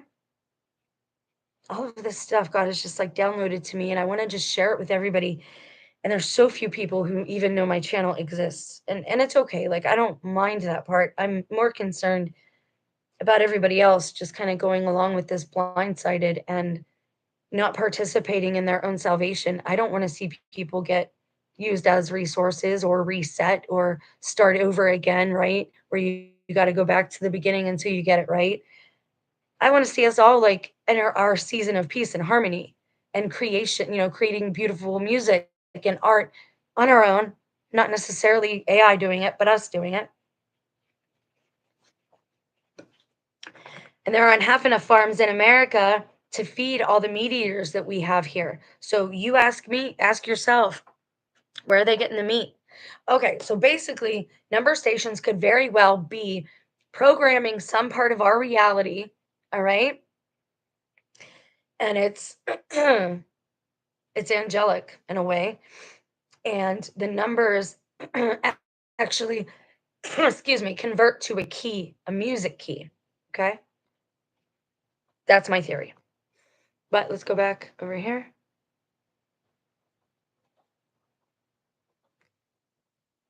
Okay.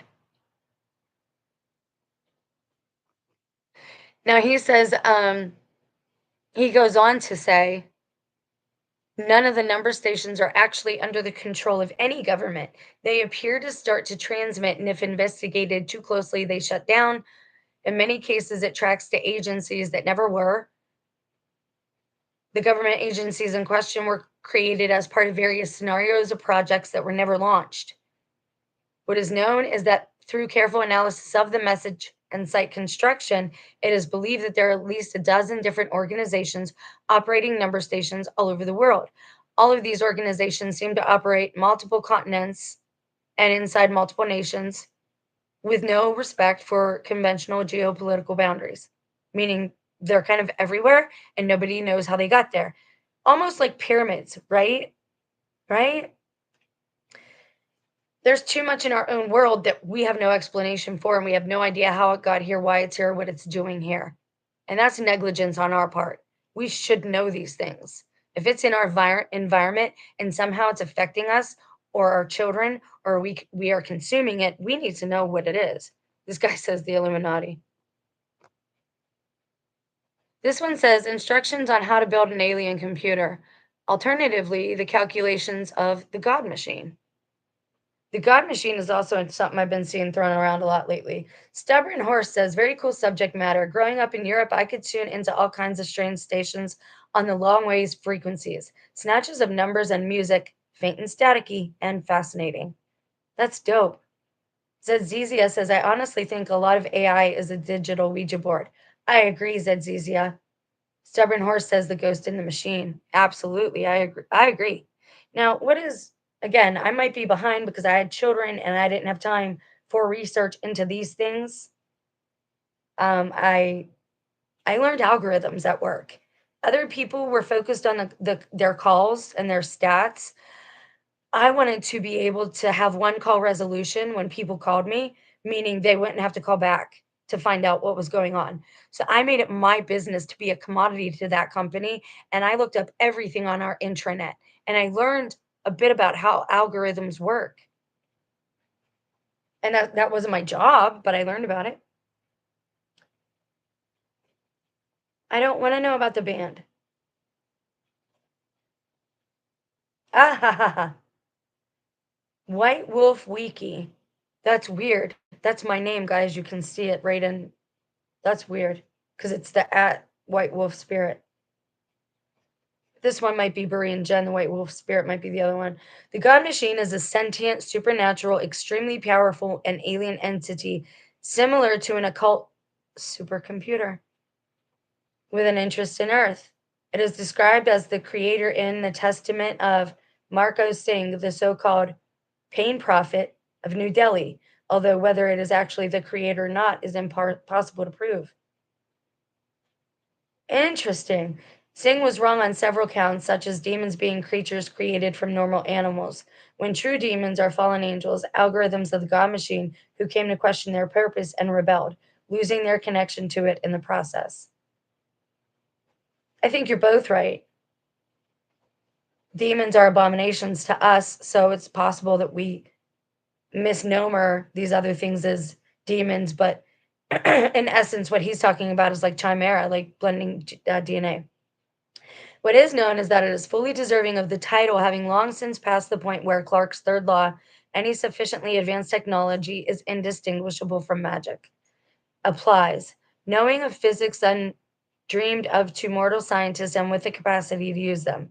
The only limit on its power is its need for an occult matrix, an extremely precise supernatural manipulation of physical laws reliant on infrastructure in order to work its miracles. False signs and wonders, basically, is what they just said there. Even mortals can disrupt a forming matrix, but the God Machine feeds on its own growth. Frequently, a complete occult matrix will summon a new angel into the world who can oversee and construct more infrastructure, which can complete more summoning matrices. The ways of the God Machine. The God Machine, while extremely powerful, is neither omnipresent nor omniscient nor omnipotent. It doesn't have mechanical extensions of itself everywhere and relies on its angels to interact with the world. It cannot circumvent the laws of physics, even if these laws seem paradoxical to the limited science of humanity. And while its perspective is magnificently grander than that of any human, some details can elude its view. To this end, infrastructure is important. Infrastructures, as described above, generate matrices and output the desired goal of the God Machine after plans known as blueprints that are given to mortal cultists and angels. Because we know angels now, what they call Tartaria, they built a lot of those things for us. Again, we were working side by side with these beings. It wasn't in secret. It wasn't shrouded in secret and mystery. And I think that's why God is giving Gen X, Y, and Z a little more grace than previous generations because we just didn't know. We can't see that. We weren't taught. We don't know, but we didn't know they existed at all until several years ago. Most people. However, these structures can be targeted or hijacked by those who have knowledge of its existence. All infrastructures have a single, unremovable weak spot, the linchpin, which makes them vulnerable to disturbances from outside parties. As such, secrecy is vital for most plans. The end goal of the God Machine is unknown, but it seems that it is to preserve the status quo of the Chronicles of Darkness with monsters hiding in the shadows. What is Chronicles of Darkness?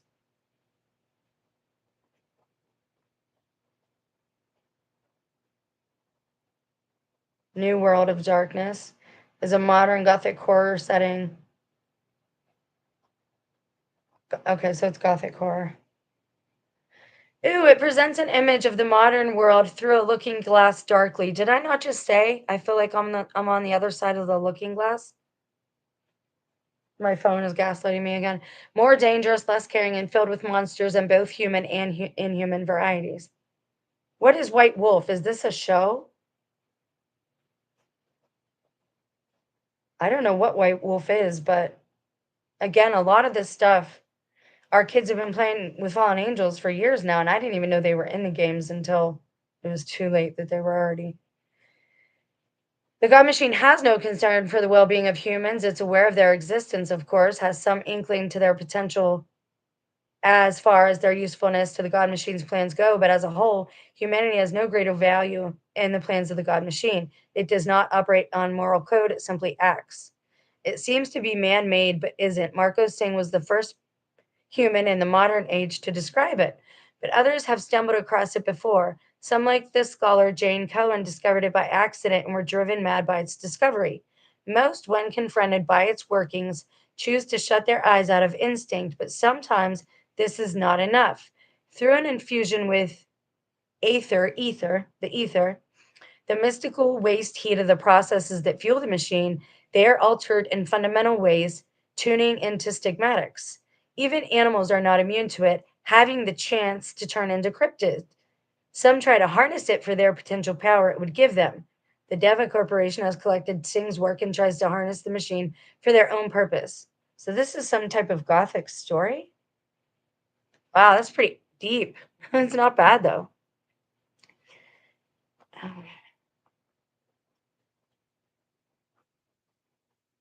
This person says, I don't know what they are because every time I tune into one, I just hear dead air.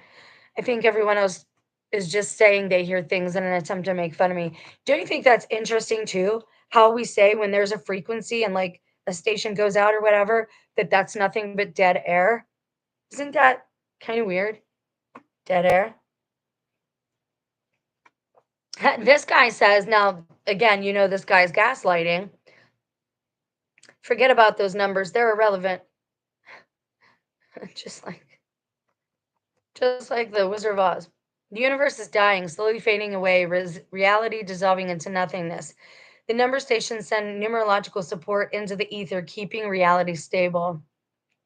Without them, we would already be back to the chaos of nothingness. I don't believe that completely. Again, we are sentient beings, but I do believe that number stations, what we're hearing, might be a way for God to have certain elements of our system be self-sustainable, like the water, right? Like the water levels of certain things, how much fresh water there is to drink. Because I don't think we ever run out of stuff like that. Yes, we can make it bad. Yes, we hear about wormwood. Yes, we have polluted the rivers. We can't drink out of them like we used to, just straight from the river, like the Native American Indians did. Um, but I do believe God in his essence created this place to be self-sustaining, like a dome, like if you ever saw that movie with Pauly Shore. Um, so I think in some way it keeps some of the background things going without God having to constantly be having someone over there paying attention to that. Why are you doing this? I hate this mouse. Somebody remind me to buy a new mouse when I can afford to.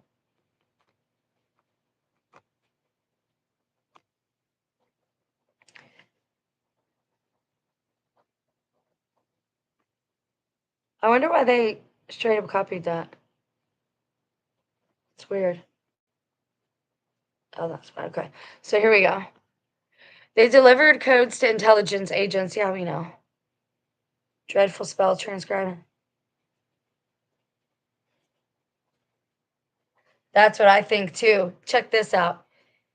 All of the empty buildings, like I talk about how houses aren't always houses, buildings aren't always buildings. Sometimes it's to make something mechanical look pretty so that we don't have like this eyesore to look at. People probably complained back in the day, but a lot of our buildings that are around us, this is why the population is much less than they say. This is why I think the number station also does is makes it look like there's more people than there actually is here. Um, There are certain buildings that house, I believe, already data centers that do certain things that nobody knows about that are structures all on their own. I shared a video with you guys about a month ago.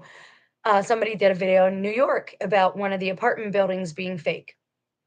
You have to understand that it's not just one apartment building. Okay. Watch Severance. You guys need to see at least one episode of that to kind of grasp all the different workings and how all these moving parts go together. Everything I've talked about on my channel, it all goes together. It's all coming into one big picture. All right. And it's very possible that picture will tell us we are in Satan's short season. Because if I'm right about number stations, if I'm right about death, and if I'm right about where we are physically, about them renaming this landmass, if those theories that I have put forth are correct, and I hope they aren't, let me make that clear too. I'm trying to debunk my own theories. Um, I always start with debunking first because it's quicker and easier. It's very hard to prove anything in this world. We don't have evidence on much. That's why it feels like the in between. It feels kind of like purgatory because nobody here knows anything for certain. We don't know anything. You can ask somebody and they'll tell you what they think, but can they prove it? Not usually. Not usually. Can you prove Elon sent a car to space? We got video. Really? You think that little car thing was real? And that's another thing they're doing with all of that's why I talked about my personal calibration because that's what they're doing with your eyes right now. They're trying to calibrate your eyes through these collab TikTok. This is why you're seeing the content farms. They're all promoting TikTok on YouTube. Why would YouTube do that? Because it's not necessarily about that. It's about the message that's being put forth and putting it all together. And TikTok is good for that. You can, and also they're making money off somebody else's platform, which is kind of ingenious, rather, really.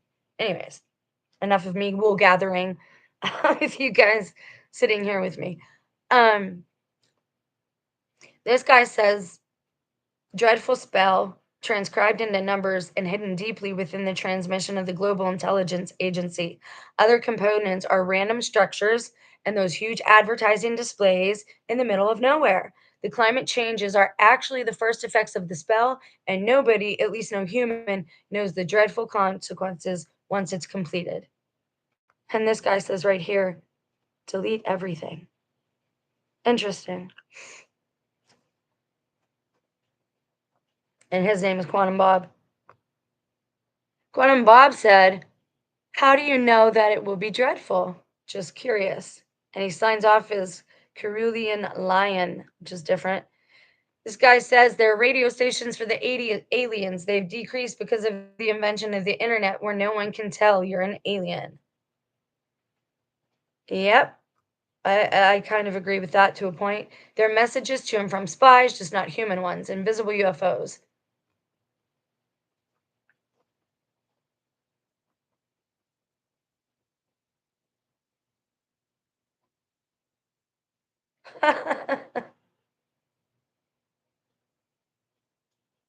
Okay. This one's okay. Finally, somebody brings music into the picture. It's experimental music. The few practitioners who are speaking terms with each other have settled on calling it anti music for its rejection of most elements commonly associated with music. Somebody's trying to ascend as the mad artist, but he can't make it while the movement has living followers. How are you managing to do blank posts? Everything about this subject is weird, you think? That's interesting. The Illuminati, and this guy says specifically they're sending catalog numbers for the Illuminati's interlibrary loan system. I think it's a few different things, guys. Ah.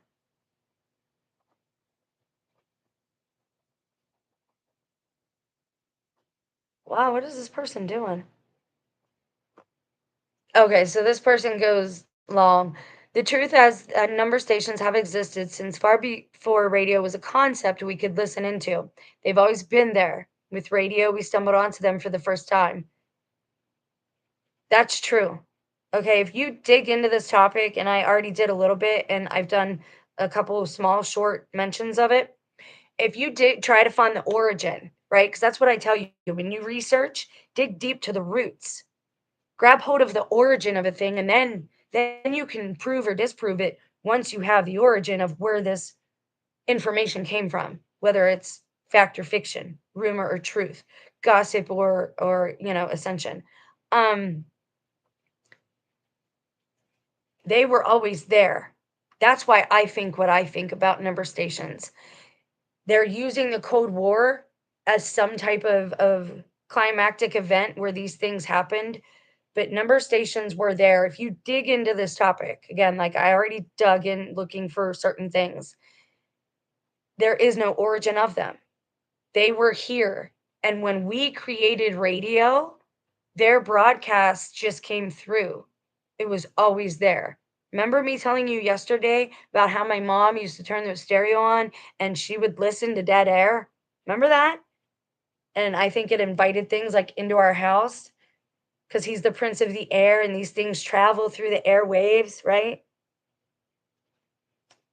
Yeah. And I don't think people travel in planes. Like I know you're not I know you're going to disagree with me, but I don't think people travel that way. And those again, there's a deception there and they're not what we think that they are. Uh People who need to travel quickly and whatnot, they're using the tunnels. Again, they were there when most of us were born, when my generation was born. Um, we tapped into them before in a few other places, especially Greece, and most famously at Delphi. In the past, the places of sacred oracles were spots where the signals were the strongest. The oracles heard the sounds and translated them at the appropriate moment. Sometimes I wonder if that's my tinnitus. How I tell you, like, yes is the right ear ringing, no is the left ear. If I'm like in prayer or I ask something, and it doesn't happen all the time. And I know people make fun of me, mock me, make videos about me. Again, there are people making millions of dollars banking off of theories like this. So you can call me whatever you want, but if someday I hit my payday, who's going to be laughing last? Sometimes I wonder about that. I think that's why they kept my mom and they keep me like on a very tight leash. Doesn't make sense, does it? How could they make words out of numbers? But it makes more sense when you remember that in Greek and Hebrew and some other languages, letters also equated numbers. We don't understand because we've all but separated the two concepts. Has anyone tried to decode number stations with regular gematria? Do we know? I wanna ask Google that question. Hold please. Is anyone even here still hanging with me? Oh, you guys are awesome. Thanks for being here. Oh, wow, you guys are talking. I thought Stubborn Horse says, puts me in the mind of Rocco's bacillus. Bacillus, anyway, that B word that I have a hard time saying. A thought experiment which states there could be an artificial superintelligence in the future that would punish anyone a while back. Absolutely. I was just looking into that. You're rocking it. It is already scientifically known that frequencies can affect things at a molecular level. Absolutely. Absolutely. Nobody's ever done it, though. These people that are allegedly decoding the stuff are lying. They're liars. Again, this is all propaganda. Most of what we're seeing, this is why I dig into like RPGs and stuff, role playing games, because the younger generation, they're putting and receiving truth in fictional form, like Christ did with his parables. Stubborn Horse says that's a great concept. The codes and numbers were always there, and any tech we invent invites it in. Right. Because the airwaves, right? All these things travel on almost like, all right, the song was there before the radio was. The radio just made it possible for people to hear the song. Does that make sense? I hope that makes sense. Okay. So what was I going to look up? Oh, has anyone ever decoded? I'm sorry, my back is horrible and I'm like a kid. When I said yesterday, I meant to say I'm younger than I actually am because I don't know, I'm so naive and all the stuff I've been through. I'm still like a child. It's weird. Has anyone tried to decode number station messages using And in this way, you can come up with different information too, because I'm looking for something very specific. Google or the search engine is going to bring up obscure results now because I'm being more specific and not a lot of people. Okay, so I asked, this is the AI overview. Again, I hate even using Google because you can't detach from the AI part. I don't. Anyway, the guild is getting me. While some number station messages have been successfully decoded, generally through capturing the decoder pad used by the intended recipient, there's no evidence that gematria has been used or attempted. Here's why gematria wouldn't work for decoding number stations. Number stations use a variety of cipher systems, often involving substitution of numbers for letters or words, but rarely employing the numerical values of letters themselves. Right, that's the one thing, like, Morse code is very simplistic. They would have had these cracked by now. So they either have them figured out and they're lying about it, or again, they're not going that final step in converting the numbers to music. We might not have to use gematria at all. It could be music notes. So could you have to have a key and a tone, and the numbers would be the different lines, right? But how they're grouped, you still have to have some kind of cipher. I'm not great at ciphering. If somebody wants to create a cipher and pull up a random, this could be homework, anyone that wants to continue this topic, because this is going to be an ongoing search that we look at often. If anyone wants to try and decode or like make a cipher on how we would convert a number station message into a song, into music notes, or into gematria. Please, if you're good at ciphering, if you did 3301, I'm good at like decoding, defragmenting, taking apart, but sometimes I can't go that last step into restructuring, reformatting, and seeing something there. Zedia says AI developed their own language and it's in tones. I wouldn't doubt that. Stubborn Horse says very likely that the number stations use. Hey, why'd you retract? Use ciphers that what? Why'd you do that? I wanted to see what you said. Well, I was excited to see. Oh, my ring light went out. Sorry, guys, if I'm like dark and like shadowy looking. I apologize. It's a very dark room. I don't have an overhead light.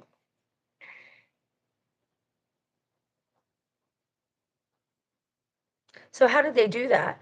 They're still not saying like where the actual facilities were located. How do you capture the decoder pad or device used by the intended recipient?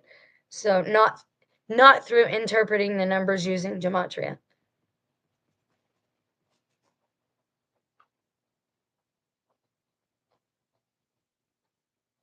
Can anyone decode what this is saying? Are there any number stations that were actually...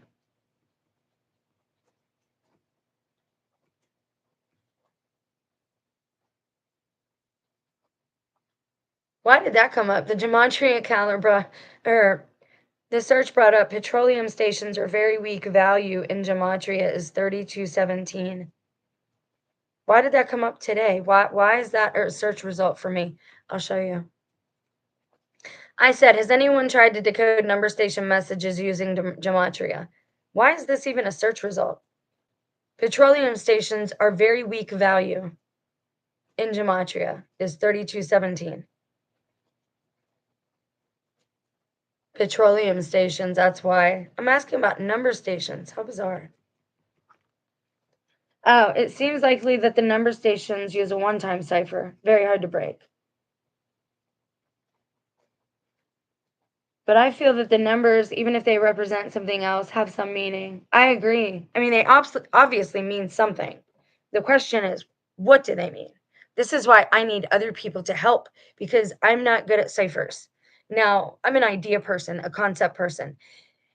Anyone here that's good at music, feel free to go into, they have the Conant project. They saved all those number station messages.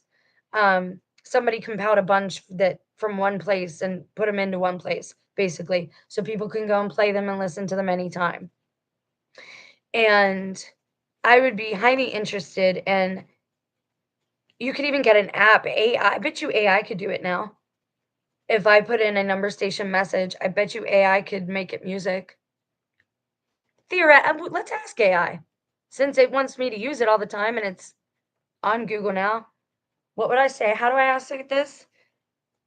Theoretically, because it's so literal, but AI is very much like the fallen ones. They don't understand parables. It's very literal about the answers it gives you. Theoretically, can a number station message be, what am I looking for? Converted, because it used very specific language too. Converted to music notes by AI. Answer me, little guy in Ghost in the Machine. Ah, theoretically. Okay, here we go. Theoretically, yes, a number station message could potentially be converted into musical notes by AI. Because, oh no. Uh-oh.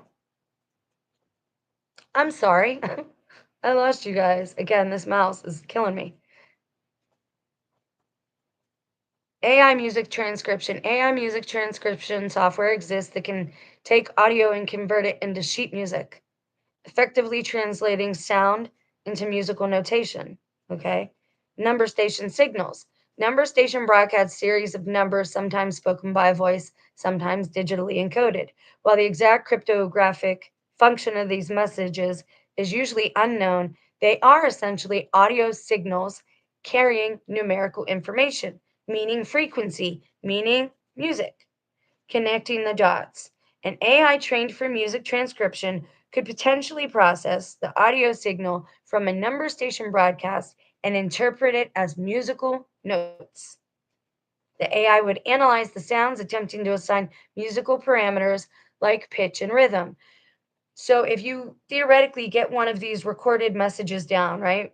I don't know how you know where one begins and one ends. I don't know if it's a voice change. I don't know if it's a pause. I'm uncertain as to how you know. However, if you gave it that, so the key, right? The music key, you need note, pitch, and the line that it's on, and the rhythm, like a 2/4 or 3/4. Tempo, 2/4, 3/4. So that would be the beginning of the song, right? Theoretically, if you get a message from a number station and you can pinpoint the beginning of a certain message, of a certain series of numbers, that would be the beginning of the song, but not yet. Not yet. First, you need the tempo, which is like 3/4, right? Where you tap your foot. I play the flute. So you tap your foot and band 1, 2, 3, 4. 1, 2, 3, 4. That's 4/4, one whole, right? That's a basic tempo. Or you have 2/4. 1, 2, 3, 4. 1, 2, 3, 4. 1, 2, 3, 4. 1, 2, 3, 4. Do you follow? So theoretically, if you get a number station message at the beginning, it's not going to start the song first. First, it's going to format it. It's going to tell you the tempo, the pitch. Is that it? The tempo and the pitch?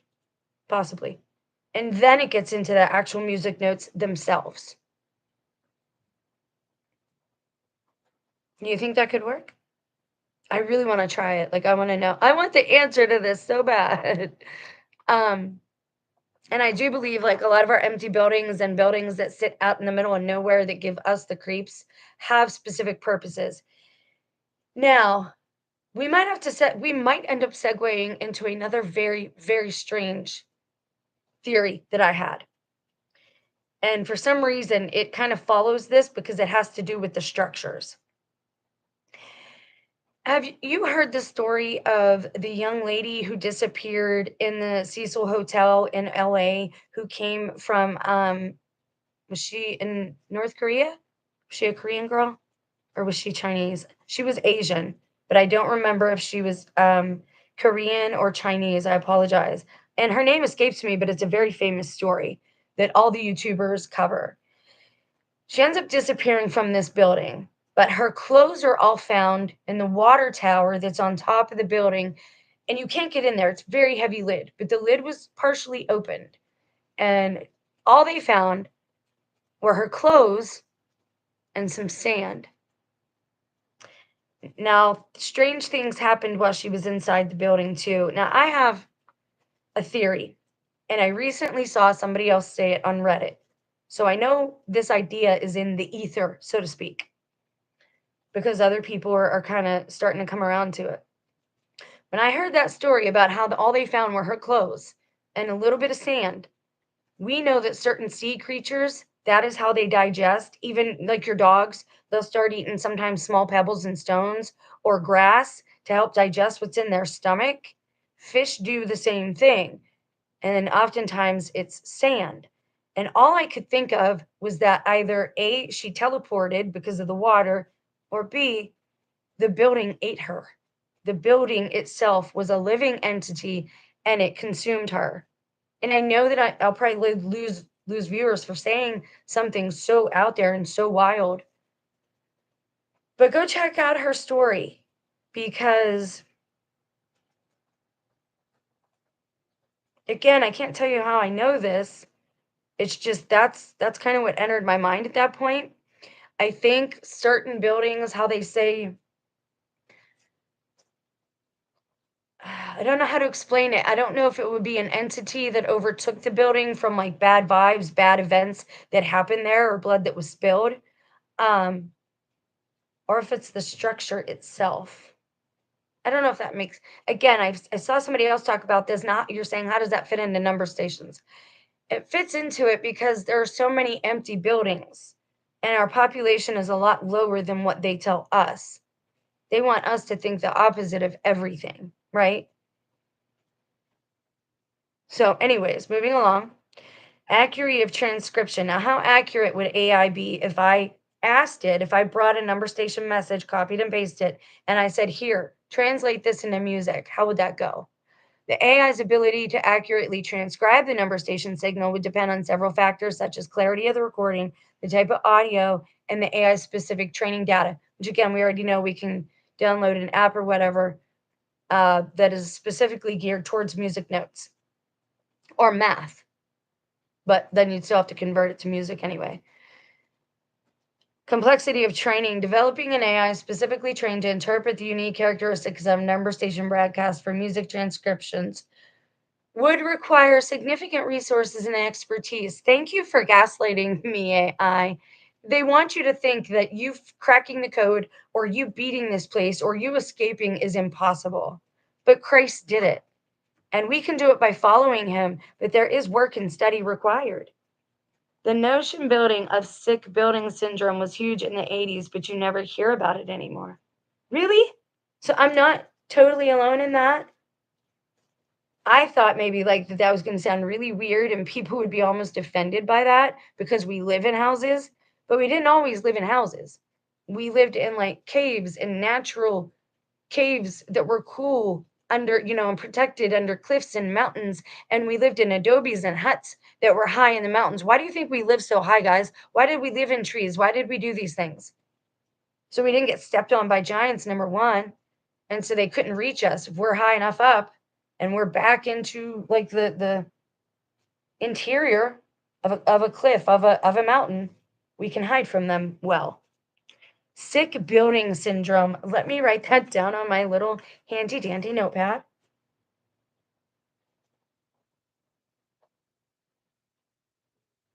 Syndrome. Boy, you are a veritable fountain of information. Thank you so much, Stubborn Horse. I like your channel too, by the way. I really do. If you're the one I think of, it might not be you. But regardless, you give us awesome information today, and I appreciate your participation. It's dope. Okay, so the AI could do that. Any program or AI that converts notes to letters. No, I don't want to do that. Okay, Fretable uses artificial intelligence to analyze a recording and transform a melody into music notes on the page.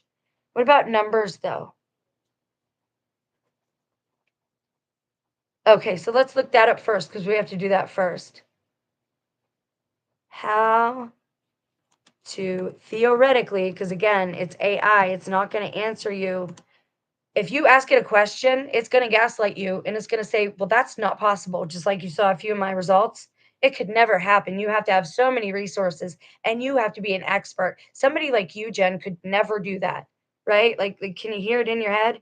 That's how they want it to do. It's meant to gaslight you, it's meant to put a roadblock.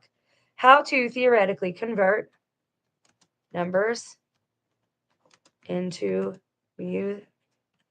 music notes. Let's see what it says. To theoretically convert numbers into musical notes, you can use a system where each number corresponds to a specific note in a musical scale or sequence. A common approach is to assign the number 1 to a root note and then assign subsequent numbers to notes in a scale, either major or minor. See, you'd have to know that too. For example, in a major scale, 1 could be G, 2 could be A, 3 could be B, and so on. You can then use additional numbers to represent higher or lower octaves or use symbols like underscores or dashes to indicate the duration of the notes. I'm thinking, give me a second. So they all play guitars, right? The fallen angels that are here and the people who worship them, they all play guitars. You see it on the stage in some of the evangelical churches. Again, that's why they don't like me, because I know they're not actually a church. But every fallen angel that's here with us plays a guitar, like bar none. If you watch a YouTuber and he's talking about God and he has a guitar hanging, be very careful. And I'm being serious. Like, I'm very deadly serious. However, guitars, stringed instruments, are much more complex than woodwinds, for example. I play a flute. When I try to look at his music for guitar, I get kind of lost because you have minor, major, this scale, drop D, G, blah, blah, blah. And I forget there's a thing like we have for rainbow, RG Biv. There's a thing, good, or Eddie does well, Eddie does better. I can't remember, but it's GDBE, I think. That could be something like that, could be the code, the cipher, right? The key for converting the numbers into music. But we have to have the key first. Interesting. I'm fascinated by this topic. Like, I just can't get enough.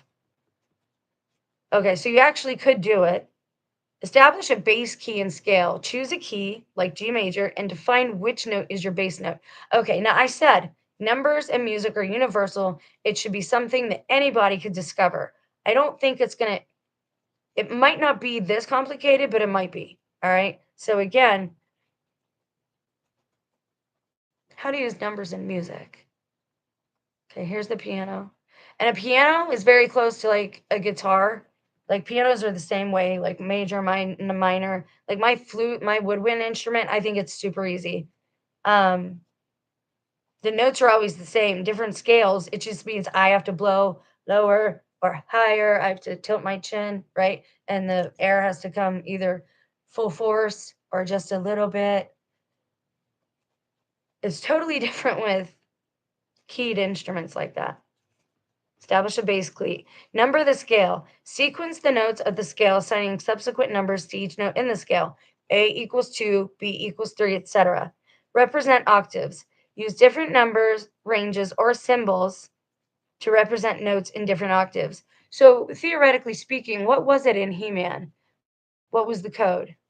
Should I look that up? I'm scared to like.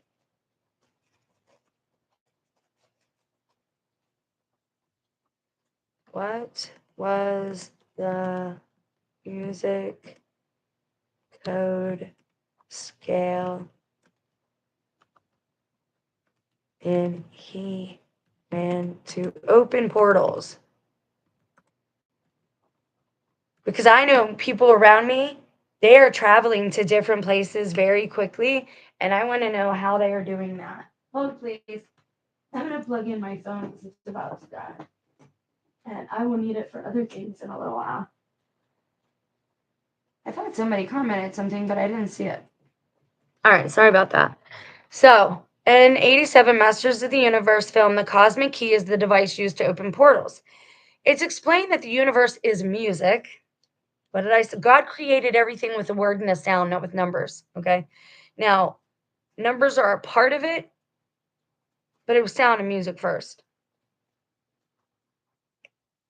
The film never specifically identifies a musical scale used to open portals, but it implies a relationship between music and the fabric of reality, which is then used by the cosmic key to create portals.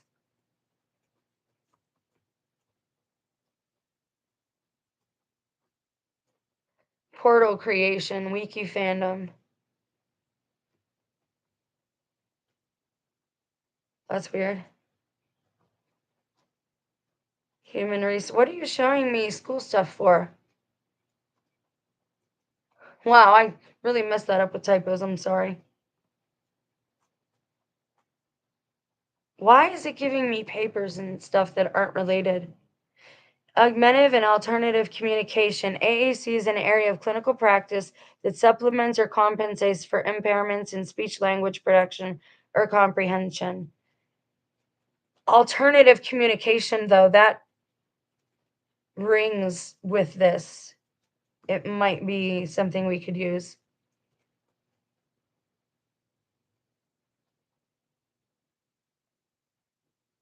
Okay, this is weird. And we weren't even talking about any of this, but I gotta pull this up. Music. A multi-scale integrated cell. All right, hang on, guys. This is totally different. Wow. I can't believe sometimes. Okay, so this is San Diego. This is called the IDCUR Lab, CCMI, Cancer Cell Map Initiative. And I'm not a doctor, no part of this is medical advice, but I looked up music as being a key to open portals. And again, we see that more things are medically related. And this is the problem. They take concepts just like I showed you, and then nobody watched the video. You should watch the video I did on apostate because apostate, when it tells us in the Bible, in the end days, there will be a falling away and there will be this apostasy. Apostate is what happens to a cell when it dies. That's what it's called. It goes apostate, it dies, it stops functioning. So apostate is equal to death in that way. All right. So again, everything means something different. Look up tone coding. Thank you, Zizia. Tone coding. He's probably sick of me. He's like, just quit. I'll help you. Thank you for the help. I get too wordy. That's why I've been trying not to talk as much when I'm not doing videos because I know people think I talk too much. So I'm going to show that I can listen and not bother them as much with my voice. Let's see what this says. I'm going to save that thing on the music lab though, because that looks like it might have a lot to do with 2019 and the fallout from that. In the context of programming, tone coding typically refers to the use of programming functions such as the tone function in Arduino or Tone.js to generate and manipulate sound. These functions allow developers to create, modify, and play musical tones or other sound effects. Tone function. Okay. In Arduino, the tone function is used to generate a square wave of a specified frequency on a digital pin. This wave can be connected to a speaker or buzzer to produce sound. The tone function takes the arguments for the pin frequency in hertz and optionally a duration in milliseconds. Fascinating. There's where the math enters the picture. That made me think of something else. We'll keep rolling here. Tone.js web audio JavaScript library that simplifies the process of creating interactive music and sound effects in web browsers. It provides a range of features for audio synthesis. That could help. Tone coding and programming generally refers to using code to generate and control tones, often through specialized libraries or functions in audio processing. That's what I'm saying. all the people who are coders out there, the men more specifically, they've already discovered this. And I think that's why the fabric of our reality changed, is because they're doing things for selfish reasons to make themselves like rich, or I'm the king of the castle, like my family seems to be doing. I think they're using it to their advantage, and they're not doing an even exchange. And this is why you see certain things happening that shouldn't be happening, because they're not giving back to whatever they're taking from, they shouldn't be taking from, if that makes sense. Thank you, Zedzizia. You guys are awesome. You rock. So that's my theory in a nutshell, is that and prove me wrong, number stations are theoretically, um, some part of self-sustaining, some type of system here, whether it be holographic, or whether it be background events with what we refer to as like NPCs, non-players. Like they don't have souls, they're just something this place generates. It's very possible that's how they're generated, is from these number stations. Because again, they were always here. We just found them when the radio was invented, or rediscovered them, whatever you want to say. It's also very possible it's a message we left behind for ourselves, knowing that we would rediscover the radio one day, and hey, we got to get this message to them to warn them that these things are cyclical, that life isn't what they think, whatever it is they want to warn us about. It's my theory that all of those numbers can be converted into music, and somehow that would help us know the message more. That would help us crack the message. And in some things, yeah, I do believe that musical notes as well can open portals. And somebody is hacked into our matrix, and they're using false signs and wonders because they figured out how to code things here, but they're not real. Like, and again, I don't want to be one of those people telling you not to trust your eyes at all, because you need to a point, right? Like you need to a point. And this is why watching all these videos on these compilations isn't good. They're trying to figure out where you're at. They're trying to calibrate you guys to see what works best, what you're going to fall for in real life. All right? And the bigger the channel, the more they're deceiving you. I don't care. You can say, oh, God rose them up. God doesn't care about money. That's our thing. God has no care for that, because God can feed us, God can clothe us, God doesn't need money for any of that, so he leaves it to us. Deal with it if you want. You don't need to. Leave Babylon, right? I think that's what it is. I think it's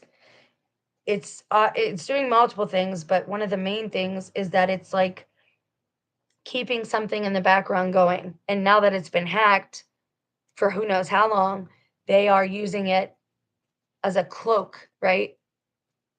So that we don't see where we're actually at and what's going on here. Okay, for now, that's my theory. I can't wait to hear your theories. If you have more information on this topic, because it is so hard to find, please feel free to share the links. I do not block links from being shared. I love the participation I'm seeing lately in the chats. It's nice to see that. Hopefully it's not all stalkers and trolls just wanting to like keep me off of certain tracks. That's why it's important again to see that like this is all interrelated. There isn't anything on my channel that I discuss that is not involved in our reality, our current reality, okay? And it all operates together. And that's what I think a wise creator maker is going to use the least amount of energy possible, right? And he's going to want to also spend his time with us, watching us, forming us, helping us to spiritually evolve. There are certain things that you want to just go on their own, that you don't have to maintain, right? Like I use this computer and I use the internet, and I try to keep the top of it clean, and I try to keep it charged, and I try not to overload it with too much information. But I can't tell you how the inner workings of it actually operate. That's what I'm talking about, that stuff. So if you have any more information, please share it. And this is why you'll see me search things and you're like, wait, that's really out there. That's really bizarre. Because I don't want to get the verbatim answers, the ad hominem answers that everybody else is getting. I want to get the rare things. I don't want the most popular. I want the least popular, right? If it's popular in the world, chances are it's wrong. If the person has a big YouTube channel and they're not doing this for the love of anything, they're doing it for the love of money, stuff, or to purposely mislead us so we don't discover the truth. And that's the key to this, is that once you discover the truth, you realize that they have no say over you. This is why I teach you about free will and consent. All right, this one's been long enough, so I'm going to bounce. If you're interested in the story time, it's at the very beginning of this video. It kind of goes with this video in a roundabout sort of way. But Florida's always interesting, right? So I'm going to go ahead and bounce for now, but we will talk again. I didn't know I left that on, guys. I'm sorry. Let me show you this one, because this one is the one where I said the younger people are talking. And this right here is the answer that you really want to pay attention to. Remember that in Greek and Hebrew, some other languages, letters also equated to numbers. But take it one step further than numbers, because again, if you use the gematria calculator, different numbers like 666. You know how many words equal 666? You'll never figure out the message like that, right? We're missing the actual cipher. They're not teaching us real gematria, right? They're keeping us chasing our tails. This is why certain rabbit holes you should never go down, because you're not going to get out of them. Or because if you go into bad doctrine, it makes your inner hierarchy wobbly and it can affect your everyday life. You start making mistakes you shouldn't make, and you know better than to make. Those signals still contain the secrets of the future and clues how to avoid the greatest catastrophes or how to bring them about. Can be found there if you know where and how to listen. We don't understand it all because we've separated them. Right. That's a really in-depth answer. I like that.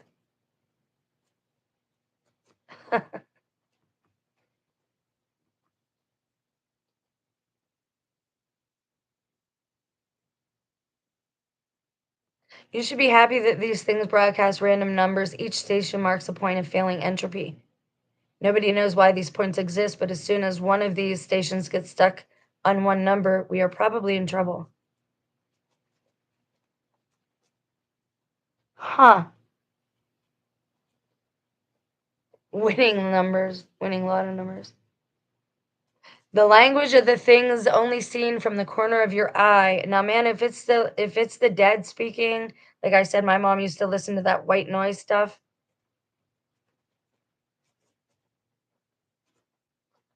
To keep them away from it.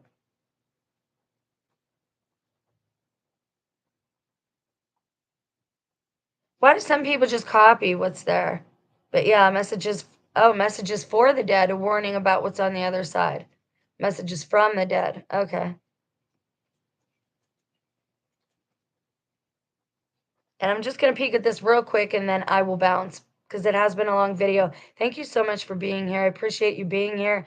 I wish I was more posh. I wish I had more funds to like put towards the channel, because I'd really like to do the camping thing, and I'd like to do it for a month and live stream 24 hours for a month and do this spiritual experiment. But again, it requires a lot of funds that I don't have. This one says it's sorcerer incantation. Freemason wizards completing a four-dimensional imaginary Mandela to power their plan to dominate the world. Four-dimensional imaginary Mandela. We talked about that too.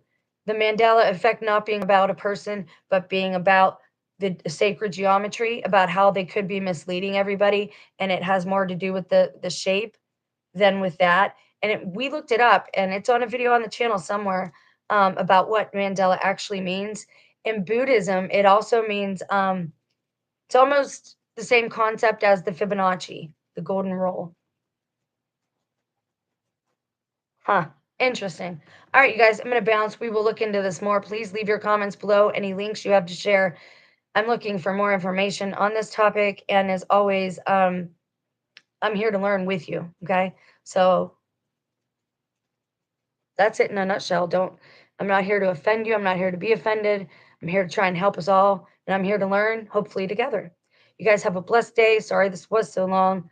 We'll talk soon. Bye, guys.